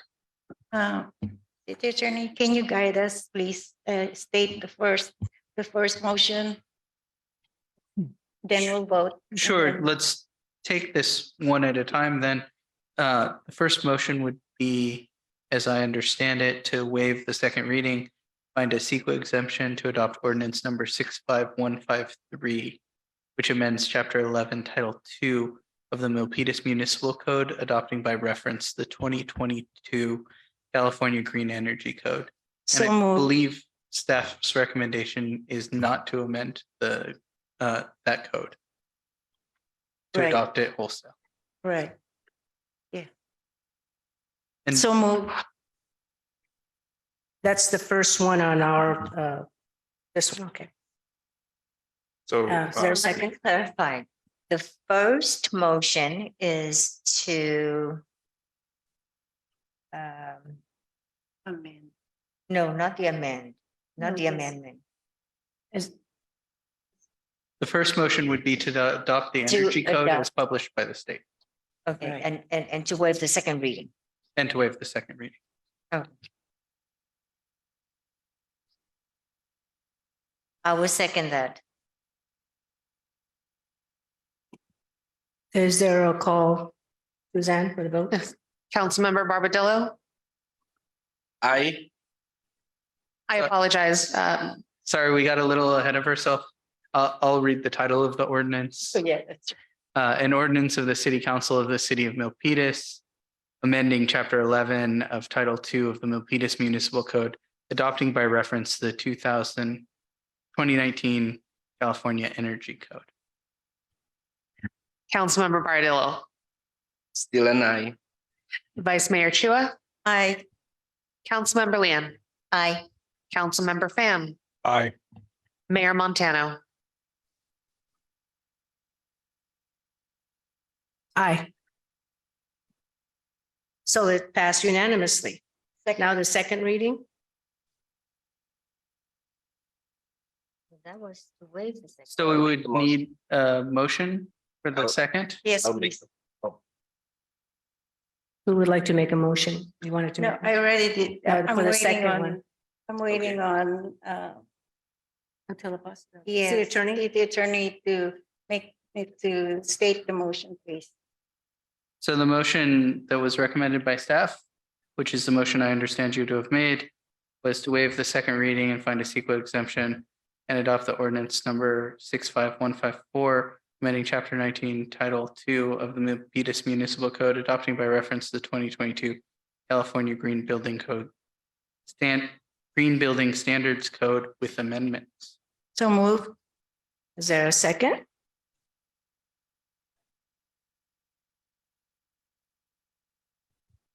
And the title, an ordinance of the City Council of the City of Milpitas, amending Chapter 19 of Title II of the Milpitas Municipal Code, adopting by reference the 2022 California Green Building Code Standard, Green Building Standards Code with amendments.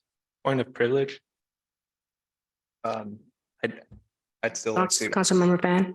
yes, I'd like to make the amendment that I mentioned earlier.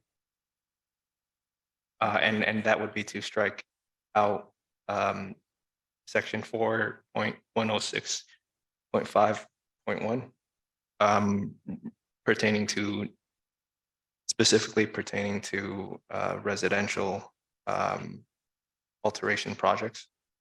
Is the mover of the motion good with that? I respectfully disagree. I like to keep the way staff recommended it with no amendments, no friendly amendments. Is there a rebuttal on that? Are we all good with the, Is there a second to my amendment? is there a second for Oh, well. his amendment? Actually, it doesn't matter, right? The mover of the original motion. So a friendly amendment would require approval of the moving member, as well as the second. You can make an alternative motion if you chose to. I'd like to and make see an if that gets a alternative second. motion. Sure, my I guess now alternative motion is to strike out the section regarding alteration projects for residential or existing residential. Is the maker good with that motion, with that amendment? No, this isn't a friendly amendment. This I'm is sorry, you just an want to strike it out? What, that's an amendment. So now we There's would call for a second to the substitute motion. Yeah, this is a substitute motion. So, a city attorney, what is your recommendation to have, we just wrote show of hands? So if the substitute motion gets a second, then we'll vote on the substitute motion. If it passes, that would be the decision of the council. If it fails, we would vote on the original motion. Okay, so If is there's there no a second for the substitute motion, then the substitute motion would fail and we would merely vote on the original. Is there a second then? Mayor, can I request a minute that let's see that So provision that Councilmember was- Barbadillo, you have the floor. Yes, can we take a minute? Let's look at that particular provision that Councilmember Fan is wanting to put. So I would have to ask direction from the city attorney if that's. He wants to take a minute. If you'd like to take a minute, you certainly can consider it. Can we, city manager, can we read the section or staff, the section that Councilmember Fan is asking to strike? It's page 110 in the agenda packet. Which page? Oh, 110.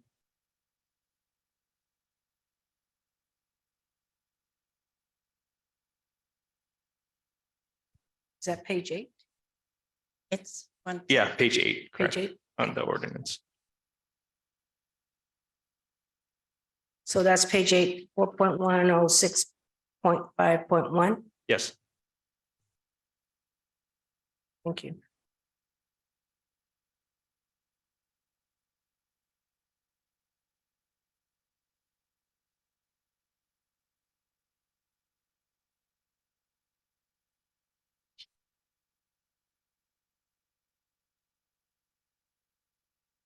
So from my understanding, Councilmember Fan wants to strike that out. Correct. And And I would need a second. we need a second, or we can just Yeah. not second it and move on. With the vote- Councilmember- Move on with the vote. A clarification on the proposed amendment, please. So 4.106.5.1 includes both newly constructed building and alterations of existing. So which are you trying to remove? Or you see the section where it says exceptions? It's on page 8. Yeah. Right there, it says multifamily residential building projects. And I believe earlier it was mentioned that this would also pertain to single family projects with alterations. All right, so you're wanting to remove the exemptions, number 1, which means those residential building projects that have been approved, not the existing ones. Correct. I do not want the new requirements to be in effect for existing properties that want to go through alterations. So that must be the second sentence of the first paragraph, not the exemption. So alterations that include. But it has to be 50%. Is that the one you're talking? Because the exemption is about structures that were already. So is there a second, or are we done with deliberating that on Vice Mayor's motion? We cannot have a second until the mover defines what his proposed amendment to the ordinance. We understand what he meant, then we can ask for a second or else. Sure, essentially,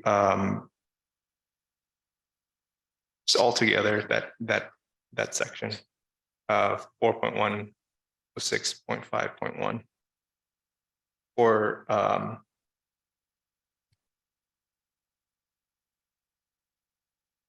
for new construction.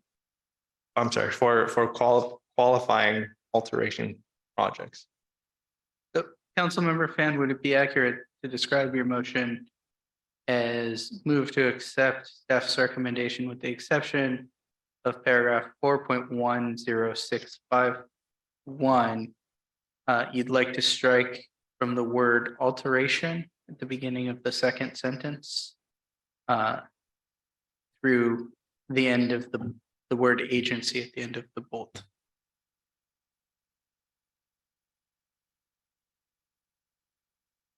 Can you repeat that? You'd like to strike beginning at the word alterations, alterations that include replacement of, through Agency. the word agency at the end of that paragraph.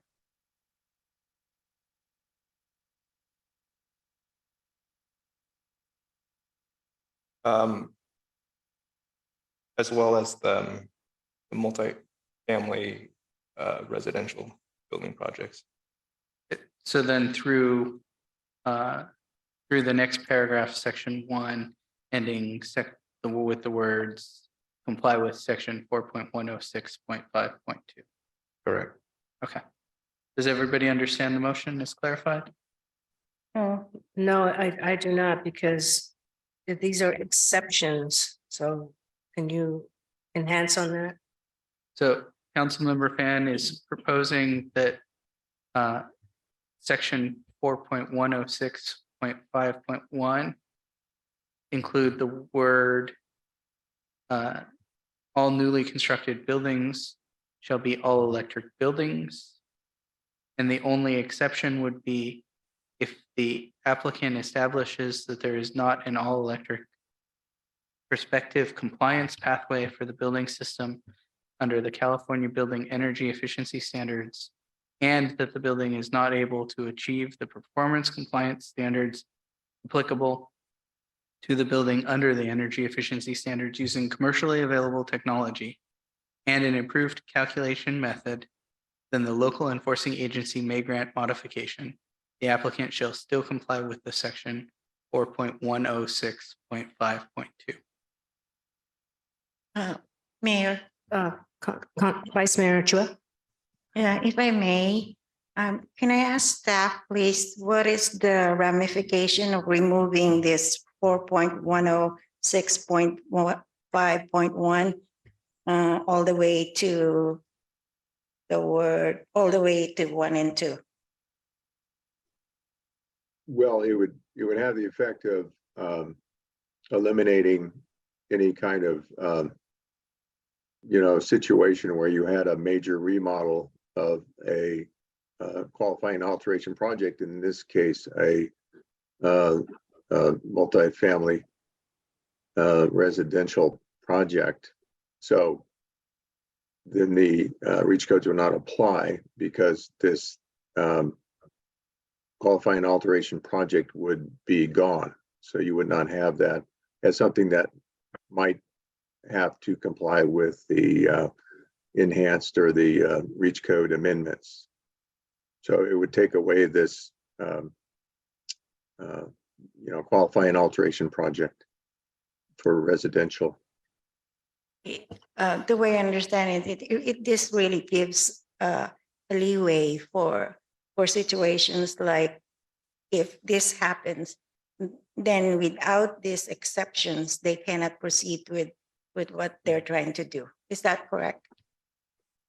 Well, if as a for instance, again, if you had a residential project that was substantially modified to the parameters given here, like replacement or addition of over 50% of the existing foundation for purposes other than repair, then or 50% or more of the existing framing above the sill plate is removed or replaced for purposes other than repair, then it would not have to be all electric, because this qualifying alteration would no longer be there. So these criteria, or if you did have the substantial renovation addition to this residential property, these criteria would be gone, so they would not have to comply with the all electric building code. Okay. I got it. Thank you so much. Thank you, Vice Mayor. So Anthony Fan, I see your light is on. Council member.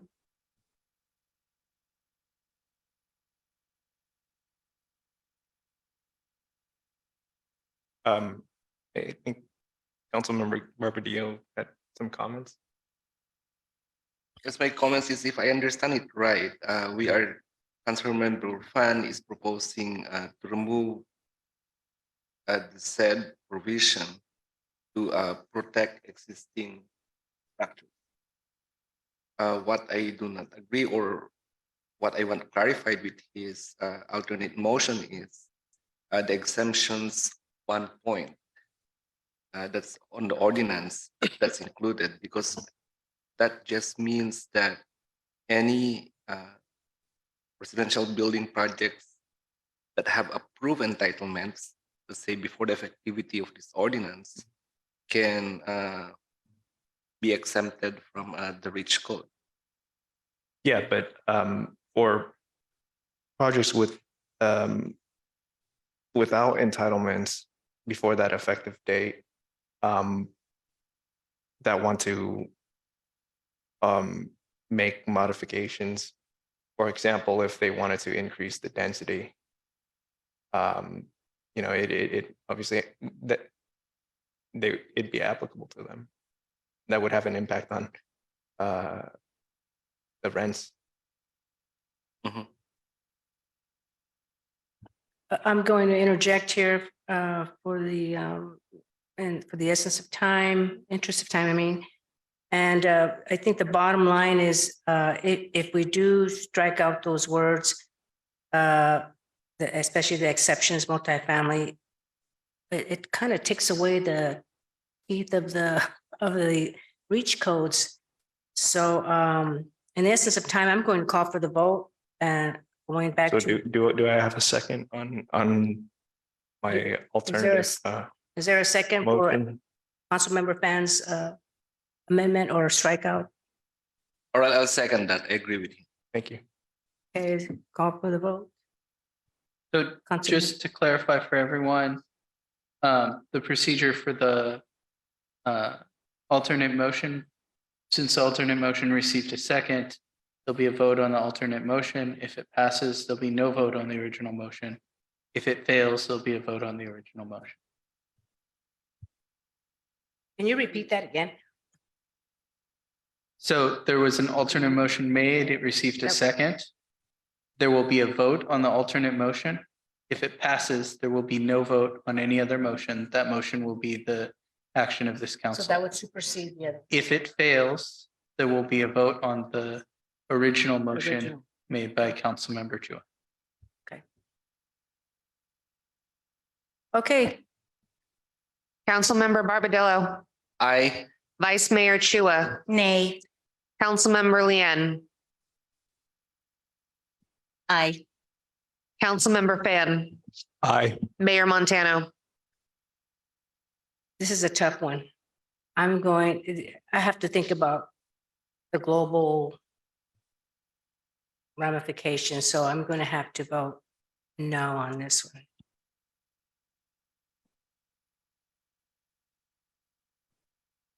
With 3 votes, 1 from Councilmember Barbadillo, Lian, and Fan, the motion passes. So now we have can you read that, the one that passed from Councilmember Vance? So the motion that passed was to waive the second reading and find a CEQA exemption and adopt ordinance number 65154, amending chapter 19 of title 2 of the Milpitas Municipal Code, adopting by reference the 2022 California Green Energy Building Codes with amendments as recommended by staff, with the exception of amendment to chapter 4.106.51, which shall now read new construction and qualifying alteration projects. All newly constructed buildings shall be electric buildings. Exceptions: if the applicant establishes that there is not an all-electric prospective compliance pathway for the building system under the California Building Energy Efficiency Standards, and that the building is not able to achieve the performance compliance standard applicable to the building under the energy efficiency standards using commercially available technology and approved calculation method, then the local enforcing agency may grant modification. The applicant shall comply with section 4.106.52. Everybody got that? Vice Mayor, you have your, Oh, sorry. okay, thank you. Okay, well, we got the votes are in and it passed 3-2. Okay, now we're moving on to leadership and support services. So receive report on 2023 citywide community engagement survey. Staff, you can proceed with that. Yes, good evening, Mayor, Vice Mayor, and Council members. Ashwini Kantak, Assistant City Manager. And we have our Public Information Officer, Charmaine Angelo, that'll kick off the presentation. And we have our consultants from FM3 that have done the survey for us. We're very excited to share the results with you this evening. And with that, I will hand it off to Charmaine Angelo to take you through the presentation. Thank you. Thanks, Ashwini. Good evening, Mayor Montano and council members. I'm Charmaine Angelo, Public Information Officer. Next slide, please. As you may be aware, we sought the services of FM3 for our annual community survey. This is the 4th year in a row that we are working with them on gathering public opinion and feedback from Milpitas residents. You will find that because of the strong response from our community, FM3 will be able to provide statistically sound and representative results from residents, clearly demonstrating that the community is eager to share feedback to the City Council and administration. Keep in mind that this survey is just one of the many tools we will be using to facilitate the development and presentation of our fiscal year 2023 and 2024 annual city budget. In addition to the survey, there will be a number of community meetings, in addition to an open town hall survey, which will help provide council and staff with collective information and priorities and goals are identified. And on that note, I'd like to introduce FM3's partner and COO, Kurt Bello, to kick off the presentation of results. Kurt.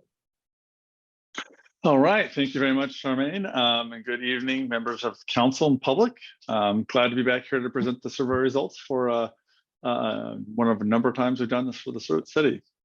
I have been giving a little bit of coaching that we've got a lot of stuff to cover and to do my best to get this presentation into 20 minutes. So I am going to work through those slides and then allow some time, obviously, at the end for questions, and I'll be asking maybe a few questions of the council myself when we get to that point. So with that, well, please go to the next slide. All right, just a couple of notes about our methodology. For those of you who were on the council last year or were watching these presentations, it's a similar type of methodology we've used the last few years. It's what we call a dual mode survey, and the two data collection modes are telephone interviews and online interviews.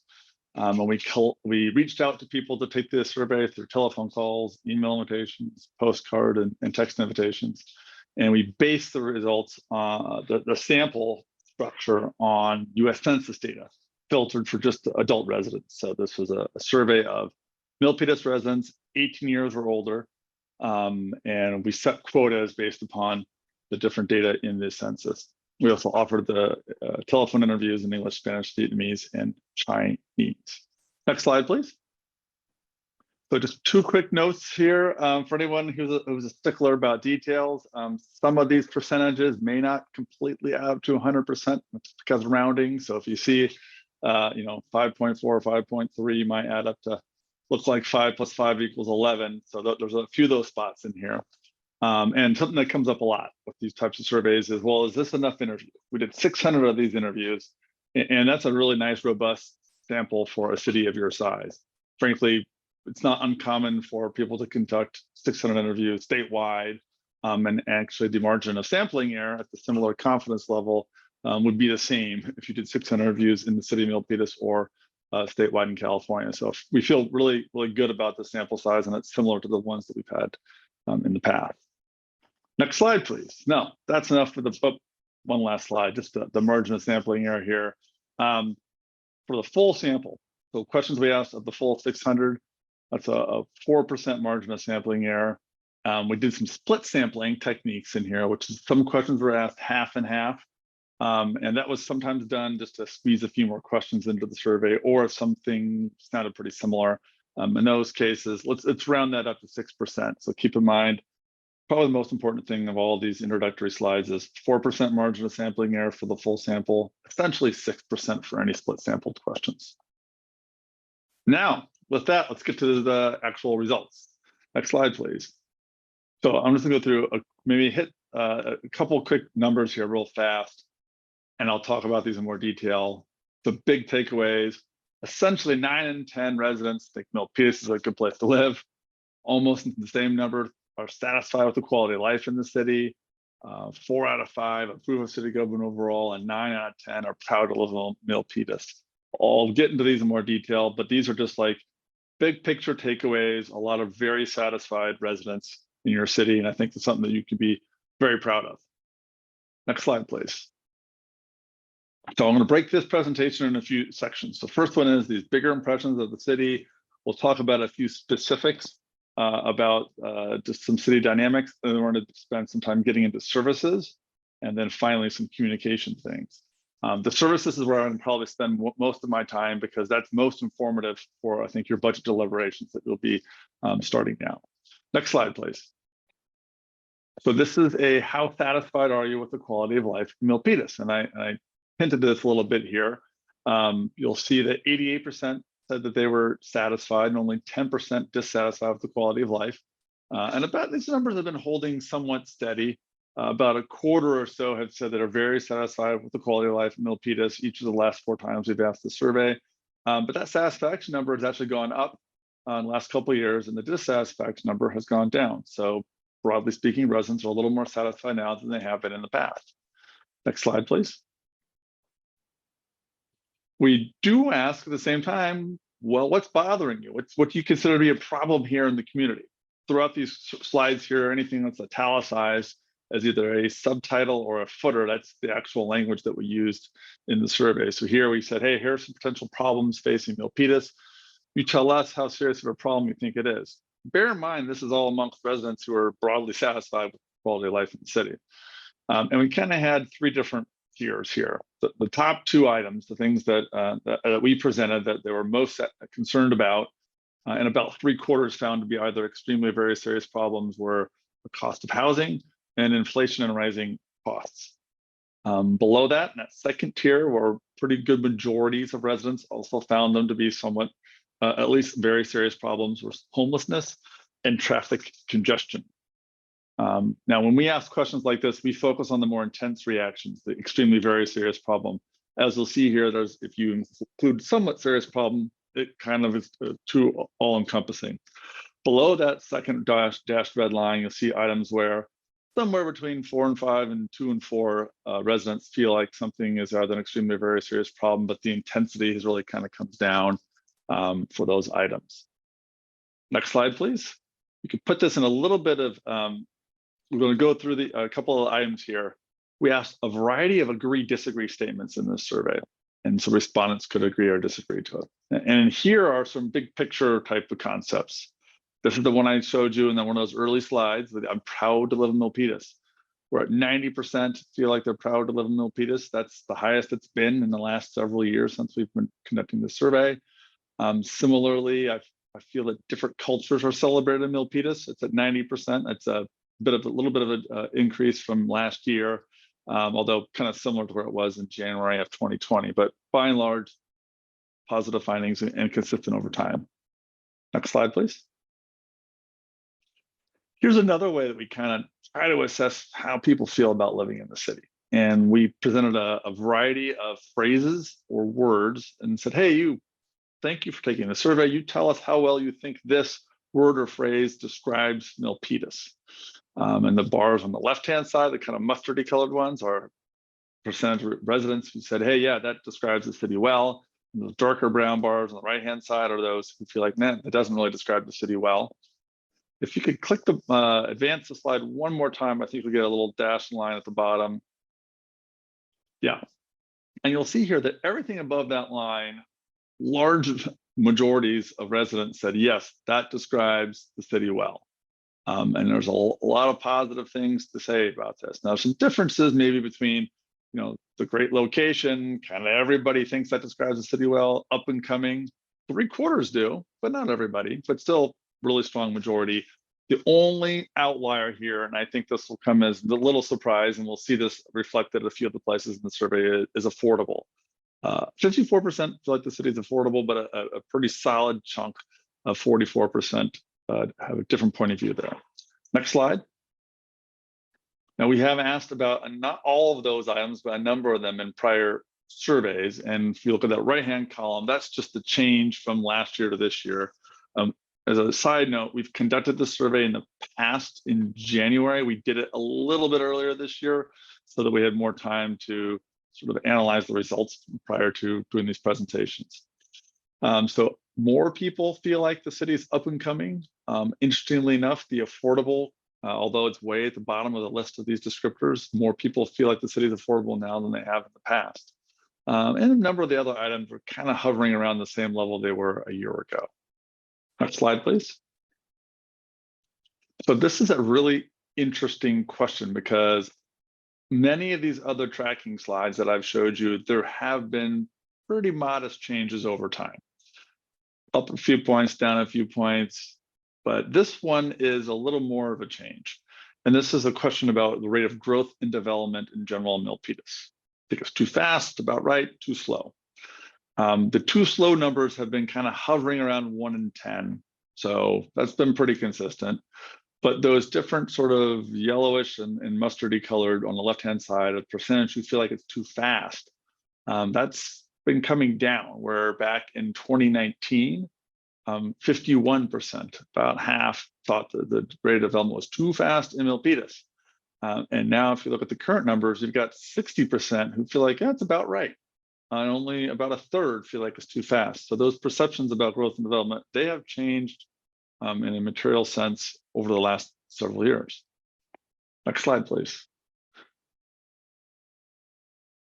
Nope, sorry about this. I forgot. We had a little note here. Yes, this is something the staff had asked us to look into. I think it was really astute of them. There was a big difference in how long you lived in the city and how you respond to this question. So if you lived in the city more than 3 decades, half of those residents who took the survey said, wait a minute, growth and development is too fast. Pretty much everybody else who's lived in the city less than 3 decades, only about a quarter of them thought the same thing. So there was a big distinction there between the longer term residents and everybody else. Next slide, please. Now I'm going to move into just a couple slides specifically on public safety items. Next slide. So this is a question we've asked in the past too, which is, do you feel safe or unsafe, or neither in these different sort of areas or circumstances? And you'll be summarized the total safe and unsafe on the right-hand side. And you'll see that pretty much everywhere residents feel safe in their own neighborhood, shopping, walking, driving, in neighborhood parks. There's distinctions there. People, 41% feel very safe in their own neighborhood, and maybe shopping, walking, driving your own, kind of around only quarter-ish who feel very safe. Bicycling's towards the bottom of the list, but if you notice, there's a good, 9% who couldn't even say an opinion one way or another. Now maybe they don't bicycle themselves, or don't know anyone that does, or just don't have an opinion on that. And when we recalculated it, taking that 9% out, about 73% felt safe. So kind of, if you think about it in that sense, walking, driving, bicycling, we're kind of in that low 80s to low 70 range in terms of people feeling safe. And there's not that many places where there's a perception of unsafe circumstances. Next slide, please. We have, as I noted, asked a few times in the past. What's interesting is that the bicycling one's sort of been a little more volatile, bouncing around a little bit, but there's not been huge changes in these, particularly if you look at it just last year, a few points here and there. I'm going to point out this very last item here, driving in Milpitas. That's 73% over the course of time. It's the same as it was in 2020. It's down a few points in the last couple of years, and we're going to see stuff about traffic laws and things like that pop up in some of the safety items here. So just kind of make a little mental note about driving Milpitas, broadly seen as safe, a little less safe than maybe last year. Next slide, please. So again, on some public safety items here, we asked about, well, do you feel like, and this is just residents' gut reaction. This is independent of actual data, but this is, do you feel like property crime has increased, decreased, or stayed the same in the last year? And then half the respondents were also asked, well, how about violent crime? See if there's a distinction there. Very few people feel like those have decreased in the last year. And you'll see that there's a bit of a distinction here where 48%, almost half of residents feel like property crime has increased over the course of the past year. 40% feel like it stayed the same. On the violent crime, that's only at 37% feel like it has increased. So most residents sort of are in the, well, I think these types of crimes have increased or stayed about the same, but there is a distinction there, and there's more concern about the increases in property crime. Next slide, please. Now, let's get to city government, and then finally we'll get to some of those services there. Next slide, please. So again, these are a few of those disagree, agree statements. And you'll see here, I trust the city's plan for the Milpitas' future. I trust the city to manage tax dollars, and I feel like the city is operating in an open and accountable manner.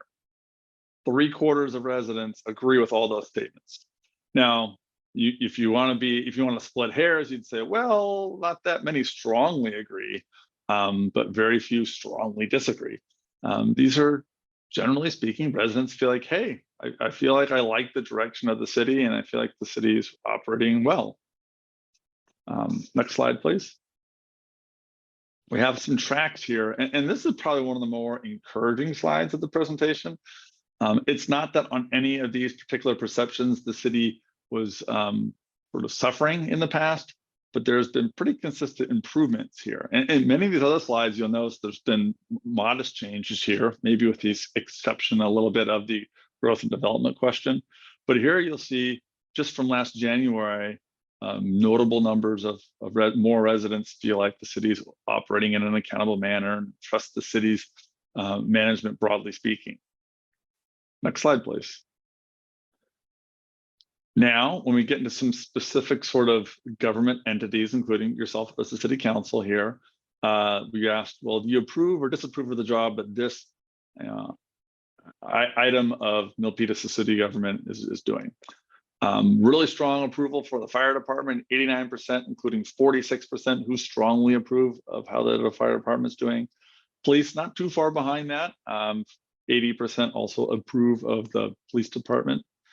City government overall, basically the same as the police department. Less intensity in fairness, though, that 20% strongly approval versus 34% for the police department. The city council is at 69% approve, and the city's budget management at 66%. You'll notice that those disapproved numbers are not materially different for pretty much everyone except for fire. The distinction tends to be in that the strongly approval numbers go down a little bit, and those gray bars, people who, a lot of residents, maybe they don't follow city government, but they can still have an opinion about police and fire, but maybe the city's budget management is something they don't know as much about. Next, can you advance that once? Yeah, and so if we take out those gray bars, the respondents to the survey, residents who said, I can't even say whether I approve or disapprove, and we recalculate everything, kind of, fire still stands up at 97%. And then all the other government entities here, police, city council, budget management, government are all in basically the 80s range. If you kind of talk about maybe an informed approval rating, where you take out those who couldn't voice an opinion one way or another. Next slide, please. And looking at these over time, you see police and fire opinions have held pretty steady for the most part in the last couple of years. But the council, budget management, and city government overall, those approval ratings are notably higher from what they were a year ago. Next slide, please. So let's get into services. And I think this is where we can probably provide, the survey is going to provide maybe some of the most material guidance for your budget deliberations going forward. Next slide. So overall city services, we'll get into the specifics in a second. Are you satisfied with them or dissatisfied? And these numbers have not changed a lot. It's interesting to see in the survey, most things haven't changed, but what has. And here, again, 80% are satisfied with services overall, only 15% dissatisfied, and about 1 in 5 are very satisfied. Next slide, please. So let's look at I'm going to go through a long list of service categories that the city provides, and we're first going to ask respondents how important those are to them, and then we asked the same list and said how satisfied are you with those. And for those who've seen this presentation in the past, then we put those together and compare importance and satisfaction. And we want to ideally those items with the highest level of importance, or those the ones also that residents feel the most satisfied with. And if there's a disconnect there, then that gives you some guidance for something to think about when you're doing your budget deliberations. So next slide, we're going to talk about the importance. So there's 3 slides in this category, in this whole series here. Everything is seen as important. I'll just say this right off the bat. The scale we use with how important is this to making Milpitas a good place to live is an extremely, very, somewhat, or not too important. You'll see on this first slide of 3 that essentially 4 out of 5 said that all these first items were extremely or very important. You see a lot of public safety and a lot of infrastructure items here. Repairing streets and roads, emergency response, enforcing traffic laws. I noted that. We'll get to that in a second here. Public parks, public facilities, dumping. So a lot of that theme of public safety infrastructure items were very much towards the top of residents and list of importance. Next slide. So moving down the list, this is the second of this slide here. Start to see a few other types of services and programs. Youth programs, senior programs, some economic development programs the city might be involved in, providing services to those who are unhoused. Still seen as broadly important by 7 out of 10. You'll notice that as we get towards the bottom of the slide, those darker bars on the left-hand side starting to get into the 20s, so the intensity is a little bit different. Those dark brown bars on the right-hand side, they're not getting any bigger. So residents are not dismissing any of these as unimportant. They're just starting to they sort them a little bit based upon their intensity of the importance to them. Next slide. And this is the oh, there we go. The last slide on the importance deck here. And you'll see again, nothing is seen as unimportant. We're focusing on the extremely and very important, and dipping into the 60s for some of these. And pretty much all the extremely important numbers are in the 20s. Being involved with city government, business licenses, bike lanes, rent relief, cultural and arts activities. Your residents aren't dismissing them. They're just not as important as some of those public safety and infrastructure items we saw 2 slides prior. Next slide. So now we're going to look at the same set of services, but how satisfied people are. Next slide. And so those mustard and yellowy bars are satisfied. The brown bars are dissatisfied. Gray is, I don't know. So providing, keeping public parks in good condition, almost 9 out of 10 are satisfied there. Emergency response, 42% are very satisfied with that. Everything on this slide, 7 out of 10 residents is satisfied with, but there's some differences in intensity. Bike lanes, 3/4 people are satisfied with that, but only 18% are very satisfied. A little bit of a difference there. We'll move on to the next slide. So here again, satisfaction levels are pretty good, all in the around 70% for this set of items. I'm going to just point a little bit of attention on items where the dissatisfaction levels get to around 30%. Just because I'm going to squint and pick at some scabs to try to find a few things that maybe you can think about to work on. This is such a positive overall survey set of findings though. And that paving and repairing streets and roads, you'll see it's at 28% dissatisfied.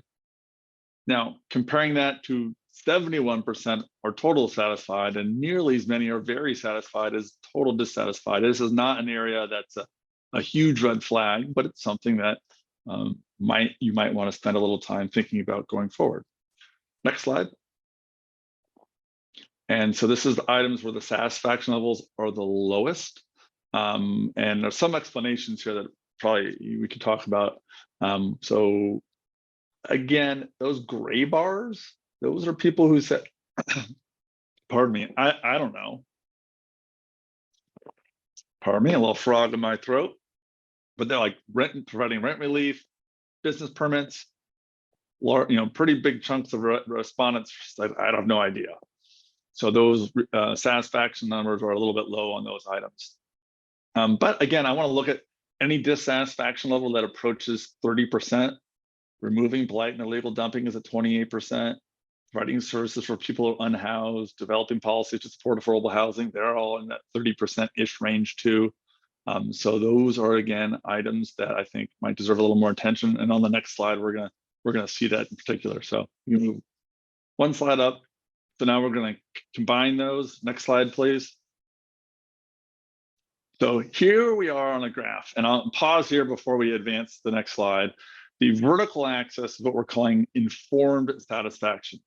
So what we did is we took all those satisfaction numbers, we took out the percentage of respondents who said, I don't know, and recalculated that out of 100. So this is just of people who had an opinion about the service. They could either say they were satisfied or dissatisfied, and we're just looking at the total satisfied. The horizontal axis is, well, the percentage of people who thought that that particular service category was either extremely or very important. And you'll notice that if you look at those, there's kind of a little trend, that dashed little red line, a bunch of services where, oh, this is good. Things move over into the 80% extremely very important, 90%, and then the satisfaction level also goes up. So that's how you want to see it. You want to see things where there's an alignment there. If you can click one more click on whoever's advancing the slides for me. But there's this little group of items here that are kind of on their own. Now, I want to frame this in that the satisfaction levels are still well above, above 60% in all these cases when we take out the don't knows. So these are not areas where your residents are, with pitchforks and torches walking up and down the streets. But these are items where the satisfaction levels seem to be falling off of where their importance is. And again, enforcing traffic laws. I told you to put a pin in that one on driving safety. That went down a little bit. So enforcing traffic laws, the paving and repairing streets and roads, that's kind of down there. And then a kind of suite of things around services for the unhoused, affordable housing policies, blight and illegal dumping. These are all kind of areas that, well, that satisfaction level is a little lower than maybe you might hope it to be, given how important residents feel those services are. Next slide, please. So I'm not going to go through, there's a lot of stuff we could be tracking here, but just looking at items where there was some material change. So these were items where the importance levels from last year went up at least 10 points. So items residents feel are services that they feel more important. And that's being involved in city government here. A couple of these items we just talked about, services for those who are unhoused, affordable housing policies. Now, we changed the wording a little bit on the unhoused item, but I think that makes a lot of sense otherwise. Traffic safety and business development. Next slide. So these were items on the satisfaction scale where there was at least a double-digit increase from January of 2022. And quite a few items, the satisfaction levels actually went up, including being involved with the city. Interestingly enough, also a couple of these items where the importance levels also went up, which is the affordable housing policies, people who are unhoused. So I think these are some of those services are items where, yes, I'm calling your attention. There's a little bit of a disconnect between satisfaction and importance, but those satisfaction levels are still going up from where they were a year ago. So there's been some progress, but maybe there could be some more in the future. Next slide. There weren't too many items. The importance levels didn't really drop for anything. And we only had a couple where satisfaction levels went down. It didn't even go down double digits. It was the business permitting and that traffic law thing. That's still 70%. But if you look back to January 2020, it's gone down 10 points in terms of satisfaction. So there's something there with driving safe, perceptions of driving, whether it's safe or not, down a little smidge, enforcing traffic laws, down a little bit too. There's something, the data suggests there's something there. Next slide, please. And that should get us to, I forgot about this one. This is where we give a hypothetical budget. This is us saying if the city's budget was just $100 and there are these 6 different priority areas where you could divide that $100. We do not spend all the time it would take to explain what different types of services cost and historical context of how much each of these areas actually has been eating up of the budget over the course of time, but just you as a resident, here's 6 different priority areas. How would you divide $100 hypothetically amongst them? And it's kind of a bit of a group of public safety, kind of at the top with neighborhoods and housing, not too far behind, kind of a middle tier of economic development, community wellness, and then below that, environment and transportation and transit. Next slide, please. And we have asked about these in the past, and there's actually been a little bit of interesting change here. So something like public safety at the bottom, when we asked this question in January of 2021, residents during that time said about a quarter of the budget should be devoted to public safety, and that's down to about 20% now. So that's been a little bit of a change there. And if you look at something like neighborhoods and housing, well, it's sort of gone up a bit from where it was a year ago. So it's been a little bit of a shift. Next slide, please. And this is an open-ended question that we asked. So either on the phone or online, we said, hey, in your own words, you tell us most important thing the city can be doing to improve city services. And then we have to try to categorize those comments and put them into buckets. And as you might imagine, that's as much art as science. And sometimes even though we said, what is the most important thing? Sometimes people take the survey, mentioned a couple of different concepts. So these percentages will add up to more than 100%. But I think you'll see that there's, affordable housing is up there. It wasn't like half the respondents mentioned it, but it was the most common category there. And if you look at some of the other items related to that, including homelessness, homeless camps, things of that nature, there's a lot of things around that residents seem to want some focus on. Next slide, please. And I think this gets us, this is just a few different comments that are illustrative of some of those things. So more affordable housing or below market rate housing. I think this is, some of these housing issues were things that your prior topic in your agenda was hitting on, although coming at it from a slightly different angle here. Bringing companies into Milpitas, treating unhoused people with empathy, and a variety of comments around public infrastructure as well. Next slide, please. This gets us to the last section here, which is interactions with the city. Next slide, please. We did ask respondents if they've had any contact with the city. So direct contact, you've talked to somebody, had an email exchange. And 28% of respondents said, yeah, in the last couple of years, I've done that. They were a little disproportionately older residents and at the different income extremes. Next slide, please. We did ask those, so just of those 28% who've had some interaction over the last couple of years, hey, how satisfied were you with that interaction? And 83% said they were satisfied. That's actually in aggregate higher than it's been since we've asked this question. And the dissatisfied number is the lowest. There was a little more intensity around the level of satisfaction back in 2019, where 48% said they're very satisfied compared to 36% now. But that hasn't been a huge change. It's one for the positive though in aggregate. Next slide, please. Speaking of those interactions, we asked the city, I know, is embarking on a bit of a website rethinking, and we asked, well, in your own words here, well, if you are going to the city's website, what type of information are you looking for? We didn't ask what would you like to do on the website per se. This question was specifically on what kind of information are you looking for? And it's a lot about, well, things I could do.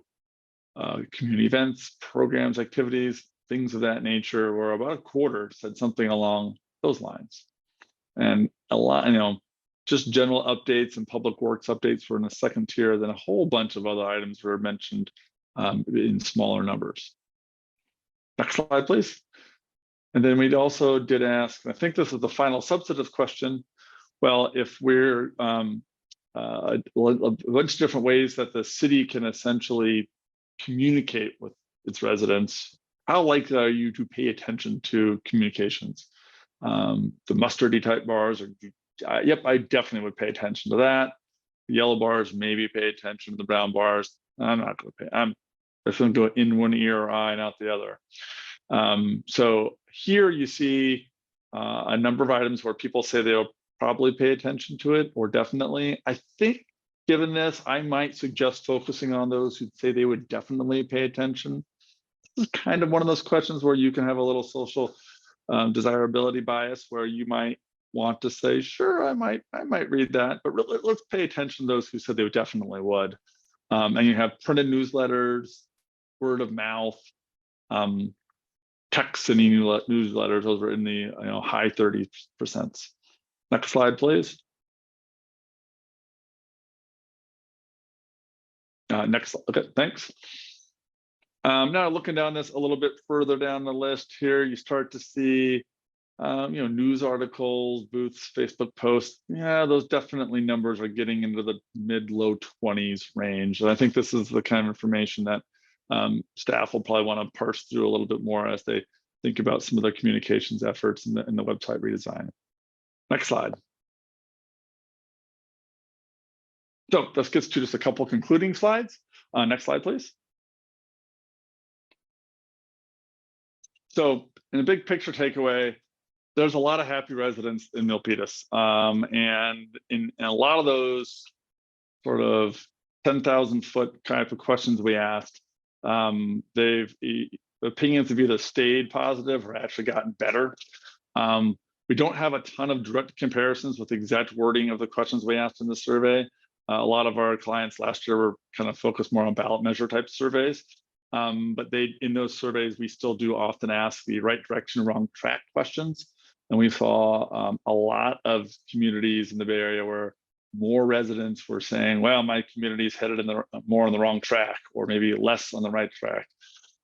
So I think this feels like Milpitas's residents are pretty positive, maybe compared to some of the other cities in the Bay Area here. Again, people are proud of the city. They view it safe, think it's diverse, welcoming, a lot of those types of attributes. Whether or not the city is affordable or not, well, not so much. And there's definitely concerns about housing costs and inflation. Now, slightly more people feel the city is affordable than they did a year ago, but it's still something that is a bit of an outlier given all the other positive perceptions of the city here.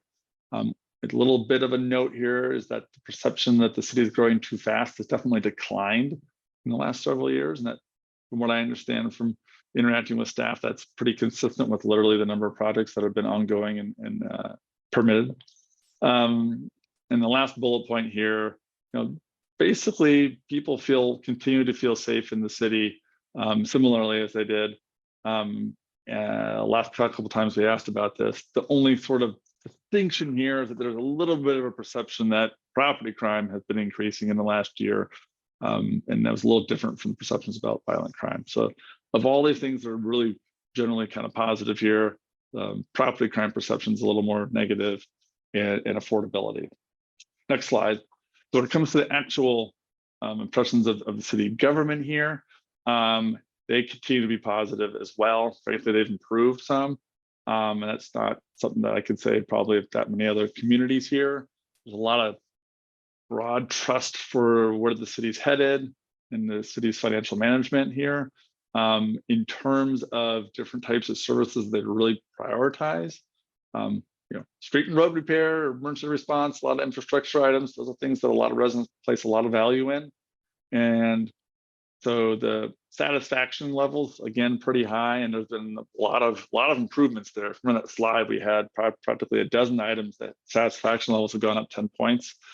But I'm going to squint. I'm going to try to find something that you can focus on that you might want to improve. And there's a little disconnect here, sort of housing issues, unhoused, dumping, street maintenance, traffic enforcement. Those items are ones that, again, I think are probably worth putting in a little bucket and when you're doing your budget deliberations. And I think that's one of the main sort of big takeaways there. So wasn't looking at my watch. I'm sure that was well over 20 minutes, and I apologize to staff for that, but I was doing my best because there's a lot of good information in here. So I am done with my presentation and open for obviously any questions. And I'm very curious as to from on the city council side, what was most surprising about these results?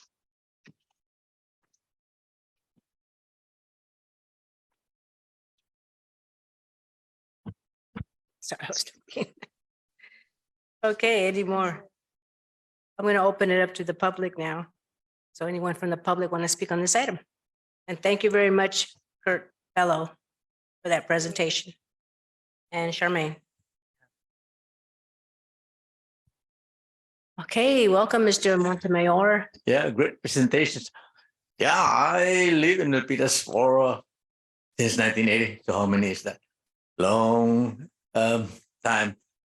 So the rating is exclamation point. Great. And of course, the one that are negative are really hard to control. Like house, housing affordabilities. Yeah, at least the presenter mentioned, like, I didn't want to compare. I just look at myself, but he's comparing it to other neighboring cities also, and that's true. Milpitas is up. It's a very nice place to live. Thank you. Thank you very much, Mr. Montemayor. So is there anyone else from the public that would like to speak on this item?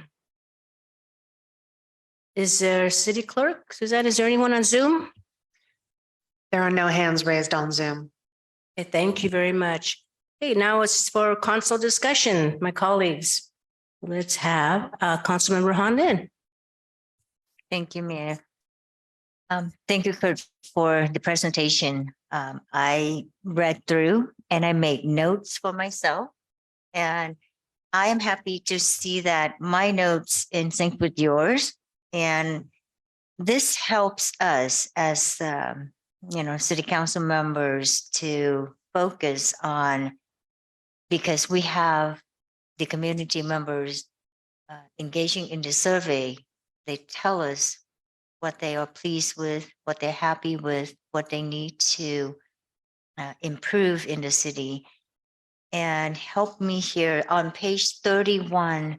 If I look at page 31, my assumption would be we should focus more on paving and repairing streets and roads. Am I right, Kurt?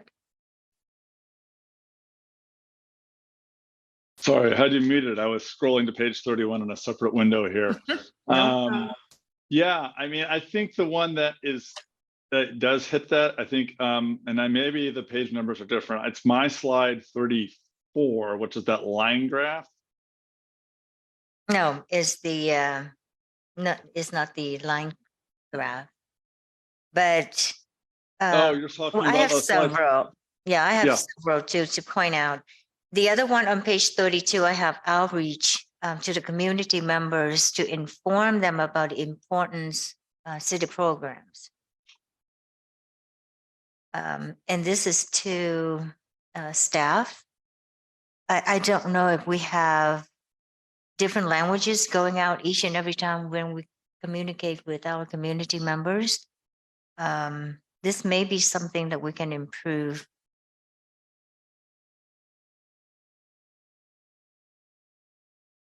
Yeah.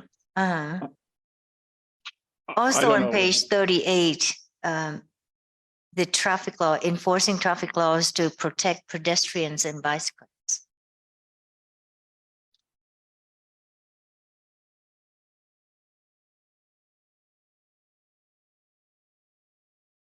Yeah, I mean, I think though, if you're looking for comments for me, like, yeah, you're hitting on a lot of the items that sort of stood out in the data on our side too. Again, these are not items where there's a lot of dissatisfaction in them. It's just that, hey, there are appreciable numbers who feel like those services could be provided a little bit better.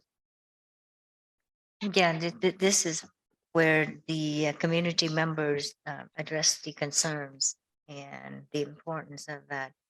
So I want to thank community members who engaged in this survey This is your voice. We hear you, and we're here to work for you. And thank you, Kurt, for the report, for the presentation. My pleasure. Thank you, Councilmember Lynn. Thank you, Mayor.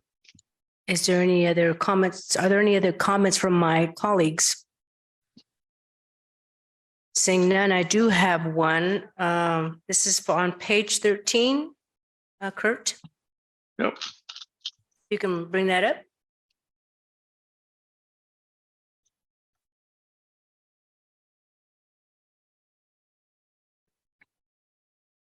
Okay, so I think this is the one. 3 and 5 now believe the pace of growth in Milpitas is about right. The highest share since surveying began.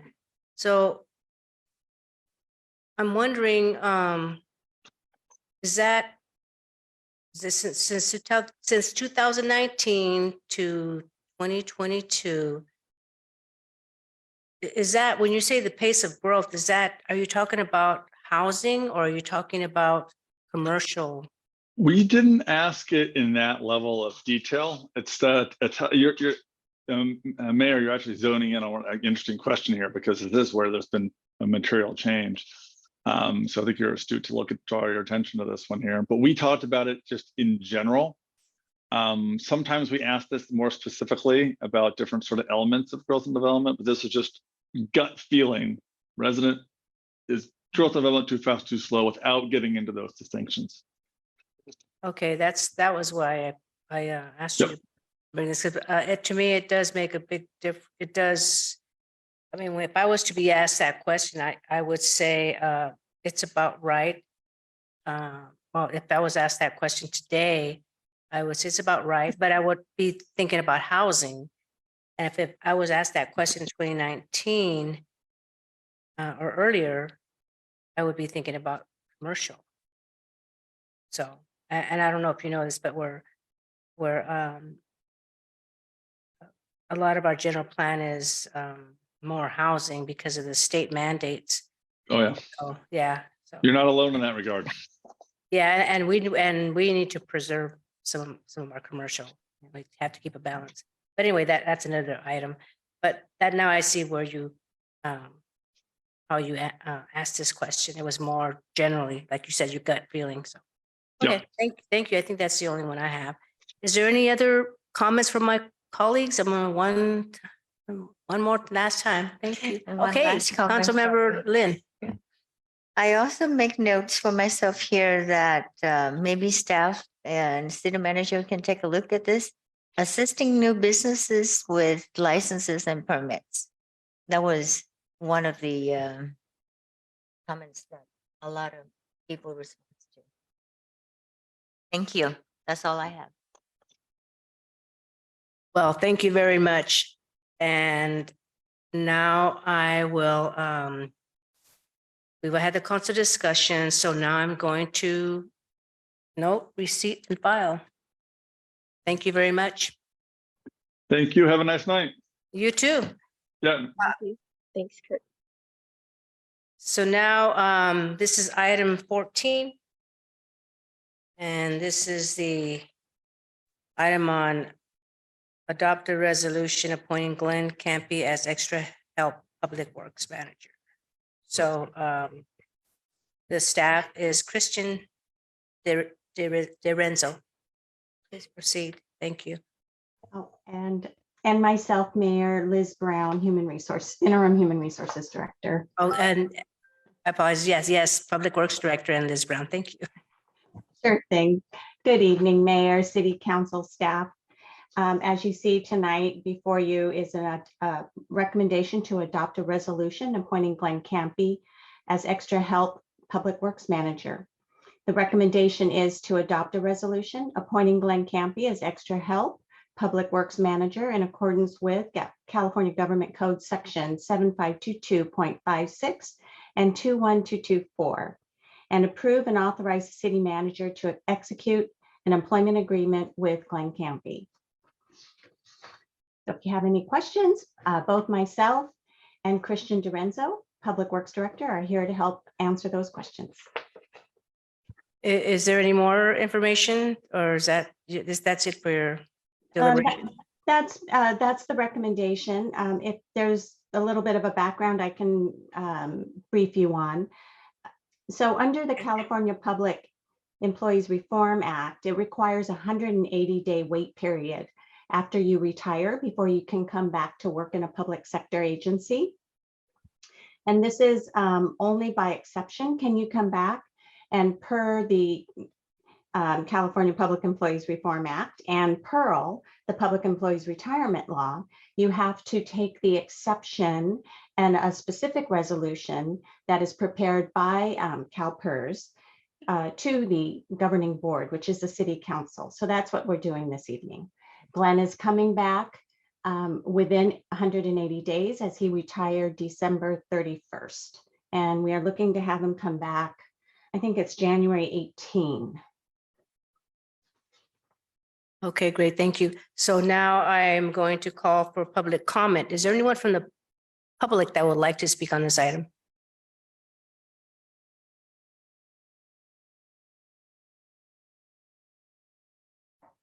Mr. Montemayor, thank you.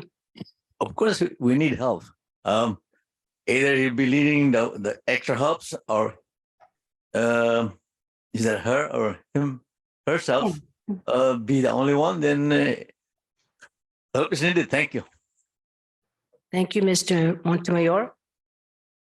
And anyone on Zoom? City Clerk? There are no hands raised. Thank you for that. Now for council discussion. Are there any of my colleagues that would like to speak on this item? Vice Mayor Shua. Thank you, Mayor. I have a question to our Director, Public Works.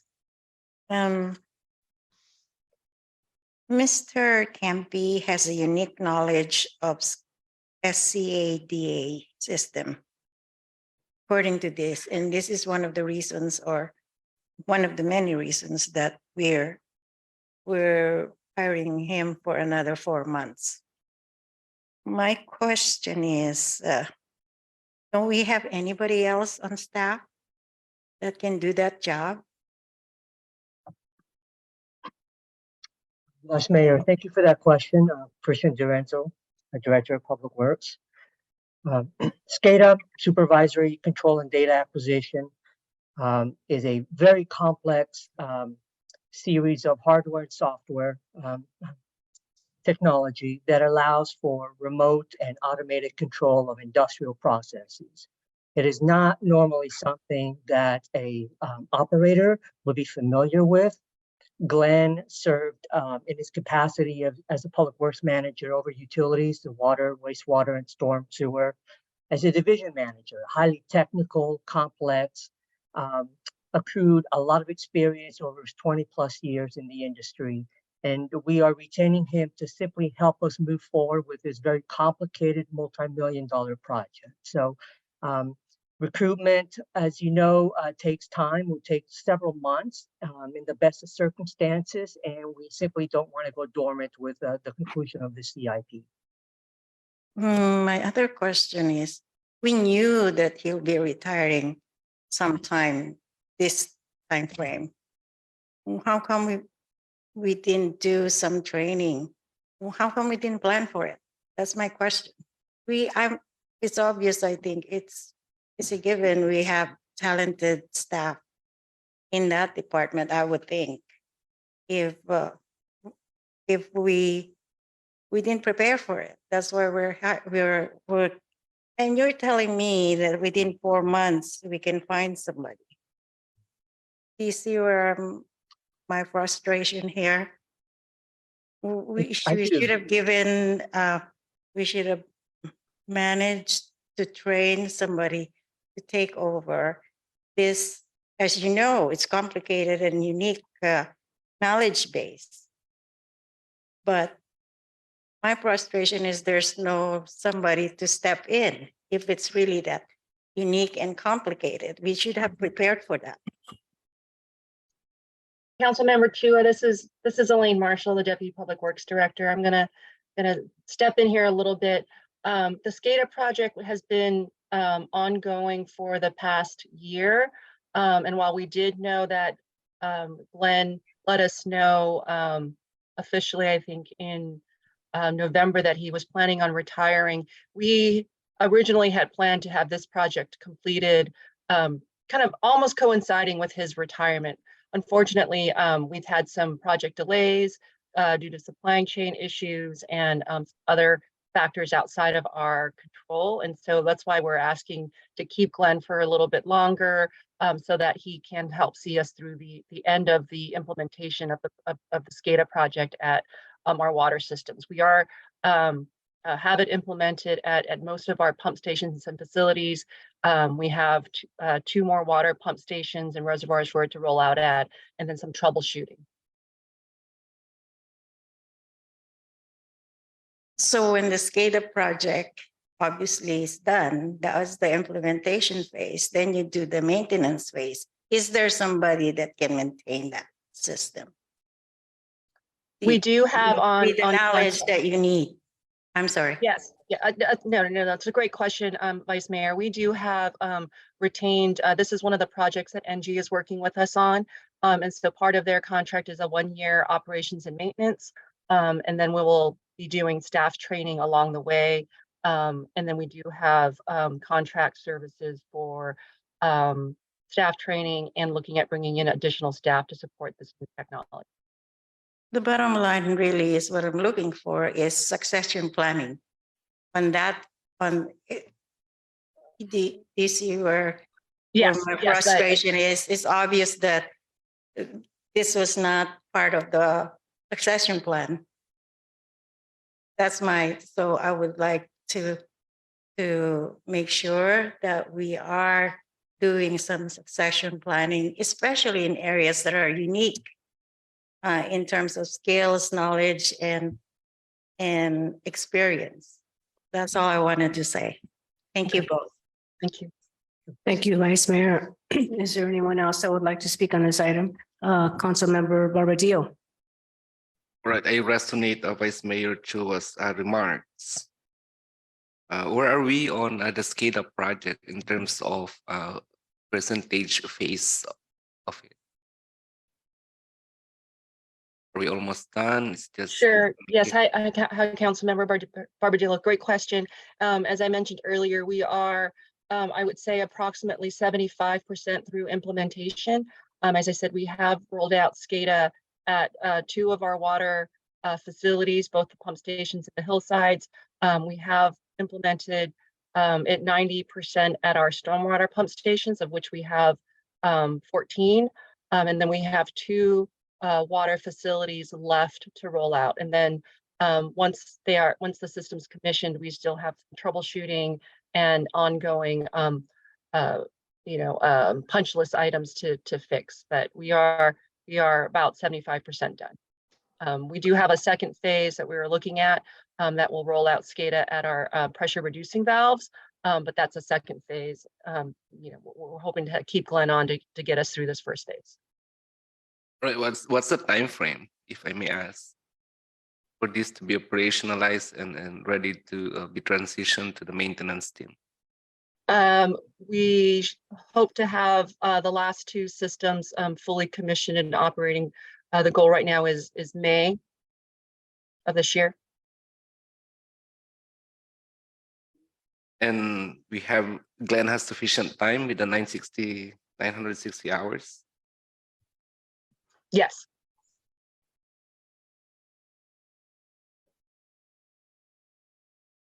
All right, but yeah, as I said, I mean, I feel that this is something that we could have avoided before with training other staff.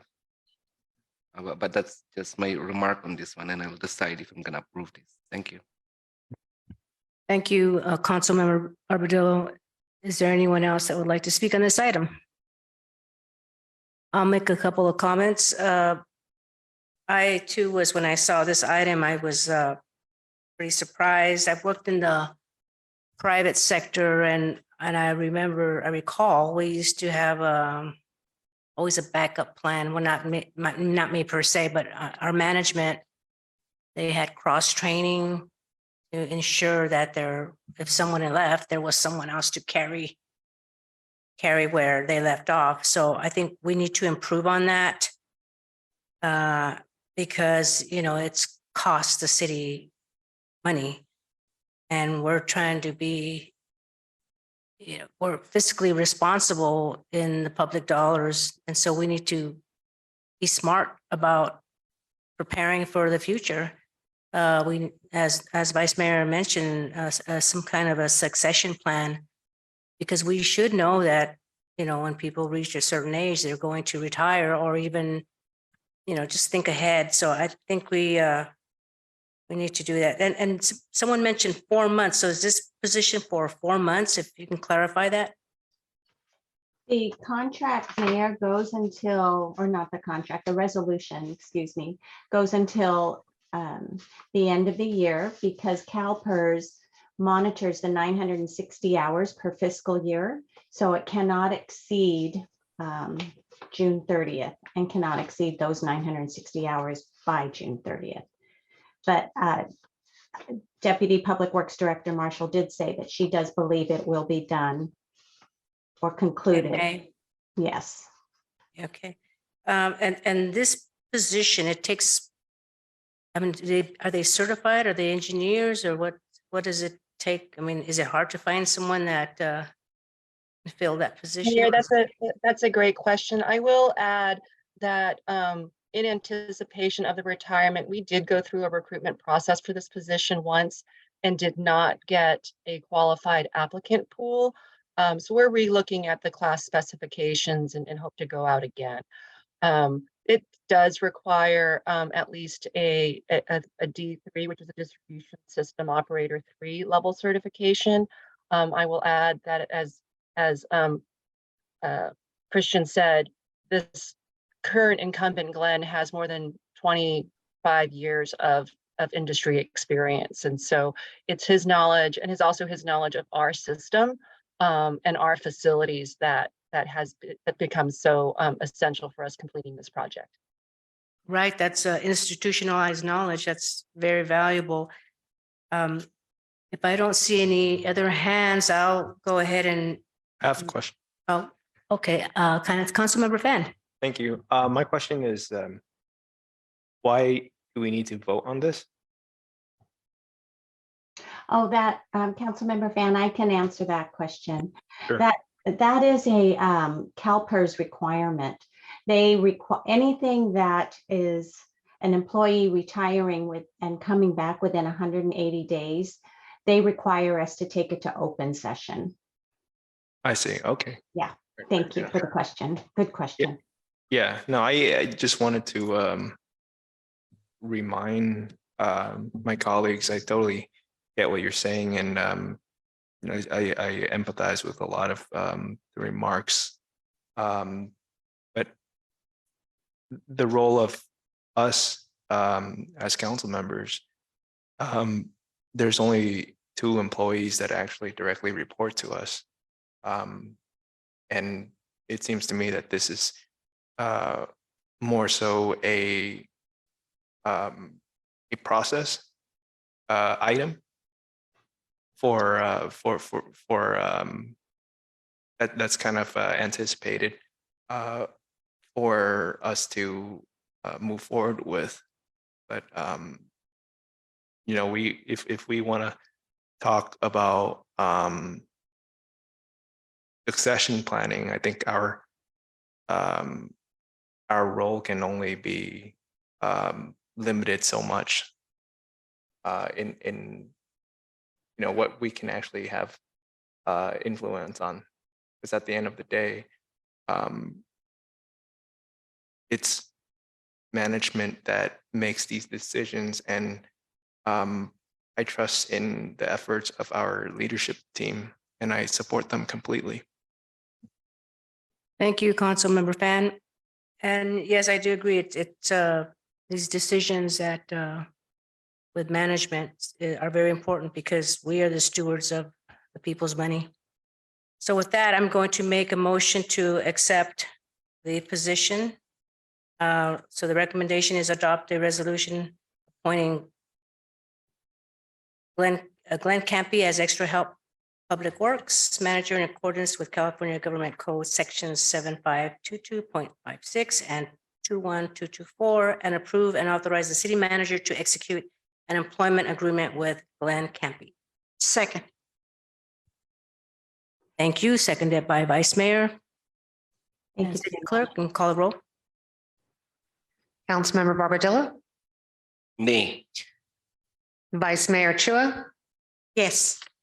Councilmember Liang, Yes. Councilmember Pham, Aye. Mayor Montano.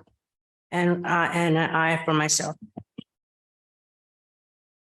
C9.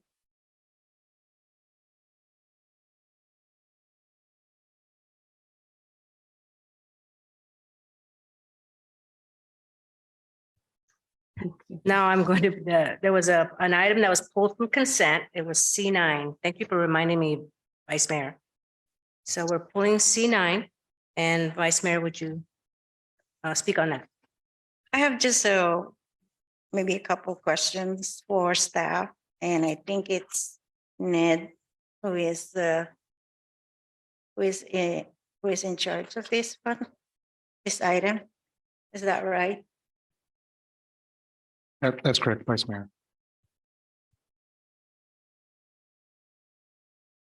Ned?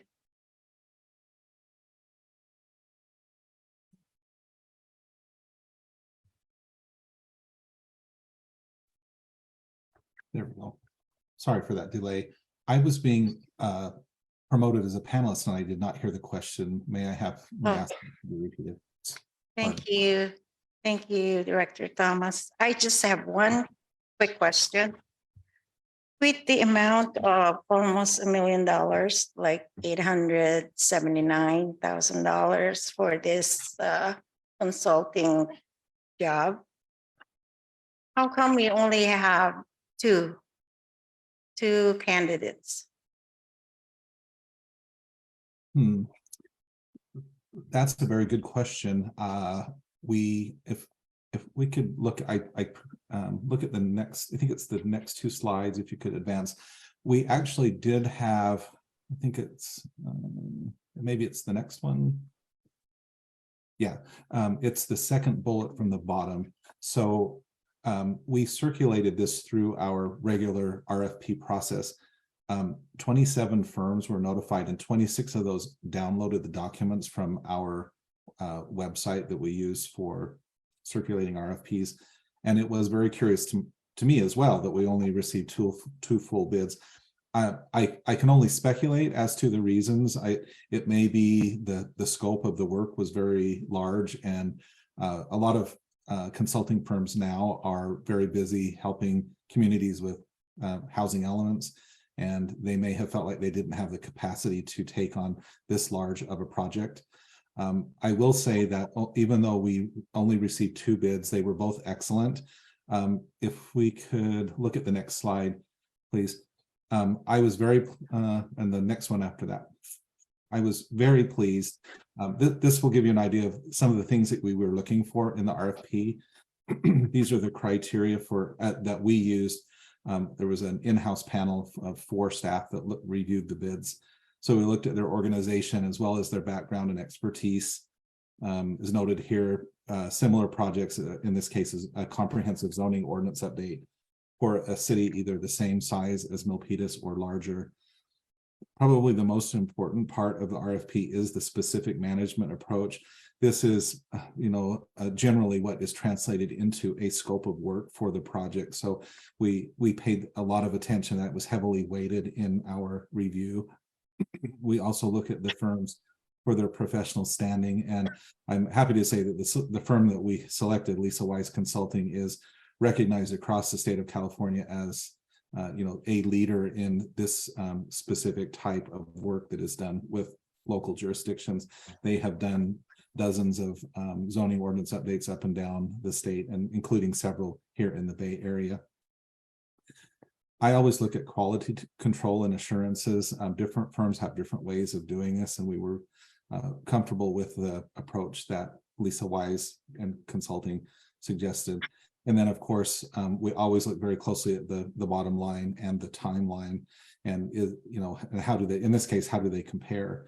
So you can see at the bottom here that I went through all that because we scored all of those, and you can see that Lisa Weiss of the two proposals that we received, Lisa Weiss scored significantly higher than the runner-up. So we did an in-person interview with them as well, and we're very comfortable in working with them on this project. Thank you so much for that answer. One last question. Has she worked with us? Have we partnered with them before, Lisa White Consulting? I believe they have done some work in Milpitas. It was before my time. I know that they do, as I mentioned, a lot of work up and down the state, and are currently doing some work in the Bay Area. We do have a representative from Lisa Weiss Consulting on with us, and I don't know, Ms. Murillo, if you. There's no need. There's no need. Okay, it's fine. There's no need. Thank you, Director Ned. Thank you. I'm satisfied with the answers. Thank you so much. Thank you, Mayor. Thank you, Vice Mayor. Anyone else, any of my other colleagues want to make any comments? I have a couple of comments since no one else is going to speak. I have a question on so this is for not to exceed the amount of $879,515. So that's almost, $1 million. So how much is it going to cost, or is that not? Can that not be discussed here?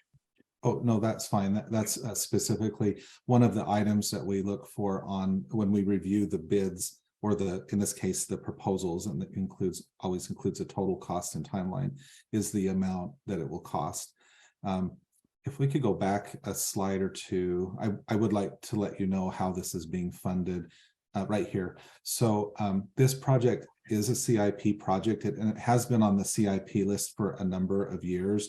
One of the reasons that it's been on for a number of years is we have been, in essence, stocking away money for this. Of interest, I think, to the council will be that there was some money left over. I don't know the exact amount. I think it was a little over 100,000 that was left over from the general plan update, and we rolled it over into this separate CIP project. You'll see that the current balance for this project 3460 is $1 million. So that was the total amount that we were working with, but we wanted to see what the firms would come up with based on their scope of work, which includes everything from a robust community outreach program to reviewing the current code, reviewing our current general plan, and just we're taking advantage of their knowledge of state and federal law, and a lot of other pieces go into that. And we add that all up, including the CEQA work, which is always a substantial component. And that the amount that we received is the $879,000.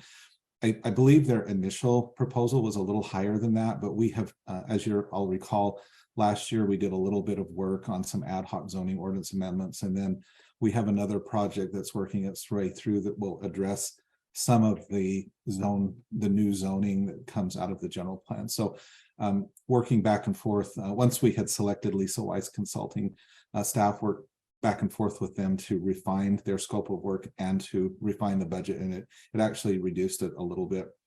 But what I wanted to get out on this slide is that the source of funding for this is the community, what's called the Community Planning Fund. There is a 5% fee that is assessed or collected for each building permit, and it goes into a large fund. This is the fund that we used to update the general plan a few years ago. It's also the fund that is used to update the zoning ordinance amendment. So anything related to community planning. Now we won't need, those are two very large ticket items, and we're using the funds that have been collected over the past decade or so. We won't need to draw from that fund for a number of years, and so fees will continue to accumulate so that when we're ready to, years 5 or 10 years from now, when we're ready to update the general plan, then that fund will be used for this too. So, and then just a little bit on the selection process, that we circulated an RFP in September of last year, and as I mentioned, we received the 2 bids, and then those bids were reviewed by purchasing in the finance department, both for compliance with our policy, the city's policies and procedures, as well as their responsiveness. And those were the two bids that we then reviewed as staff. And just really quickly, if you go to the next slide. Let's see, in the next one after that, I think there's one. Oh, and the next one after this. So I mentioned we selected Lisa Wise Consulting. And so just to give you a broad, this is a very broad overview of what we will be doing. So obviously we'll be doing a comprehensive update of the zoning ordinance and the map. And what that means is that we'll be reviewing everything.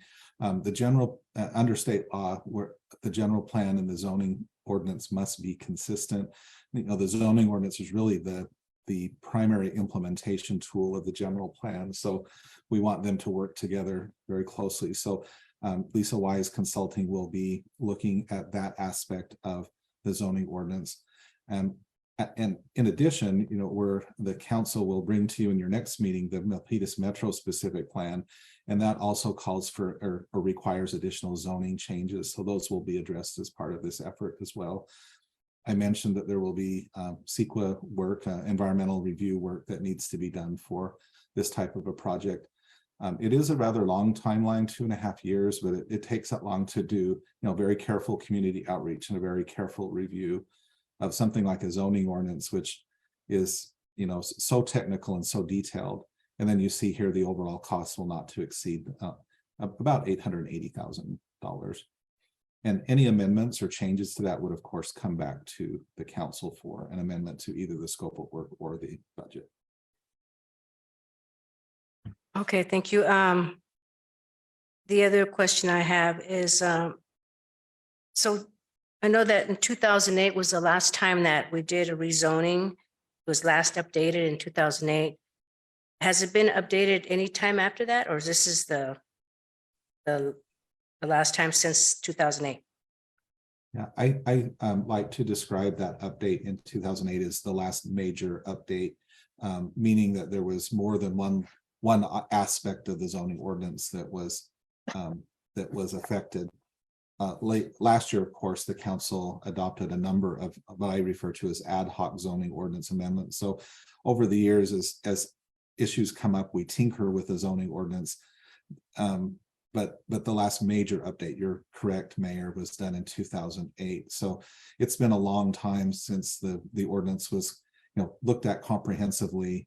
And in that time, there have been a lot of changes to state and federal law, as well as just changes in zoning practice. And actually, and frankly, there's been a lot of changes in zoning and in land uses themselves. The example I like to use is data centers. You know, the basics of our zoning ordinance was put together in 1955. So no one had conceived of something like a data center or a biotech campus and those sorts of things. So none of those uses are really addressed in a effective or specific way in our zoning ordinance. So as we update it, I think that's another, in addition to the general plan and state and local and federal law, I think the other big reason for updating the zoning ordinance is to make sure that we're, you know, up to date and following best practices in planning and zoning administration. And that will make it, hopefully that will make it easier for staff and the elected officials, as well as the development community residents, and just really streamline the process overall. Yeah, I recall 2018, we already did a general plan. So, and we did do some type of zoning. So now this is more comprehensive because of the state laws that are coming in. Yeah, it's taking an overall look at the zoning ordinance itself. Are we the council going to have a say so in some of these recommendations? Because I'm pretty sure that we all believe that we can't go too far to building housing and too far to commercial. There has to be a balance. And, you know, I've been receiving some complaints from folks that we have too much housing, but I know the federal government and the state is pushing for more housing. Yes.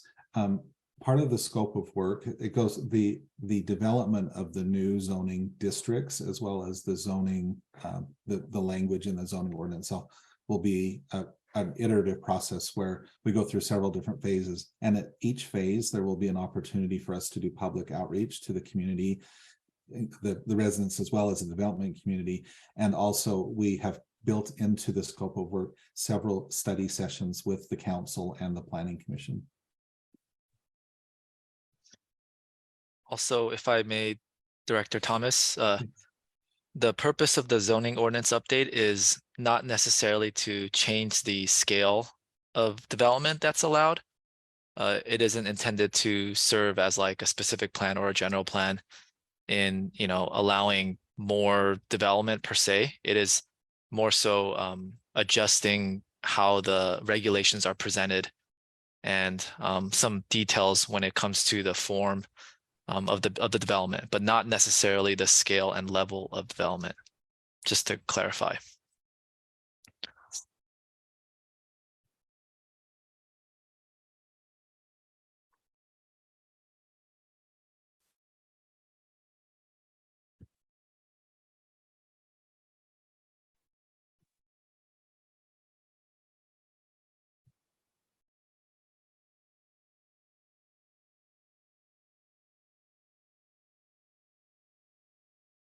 I don't know if everyone else's screen changed in the middle of that, but I don't know if we're still connected with the chambers. Yeah, I saw the mayor's screen freeze, and then all the screens disappeared from the chambers. Okay, well, I guess stand by and we'll see what happens. I'll see if I'm getting a text. We've been cast out. I can hear you, Ned. This is Liz. Yeah, I see all of the staff members. Oh, okay. See the directors. We can hear each other, Yeah. but we're just not connected to Did the all of chamber. you also lose? We don't see the council or the presentation anymore. This is a job for IT. Oh. I guess we can still be heard and seen. So I'm just going to turn off my screen until we get put back in. We're on.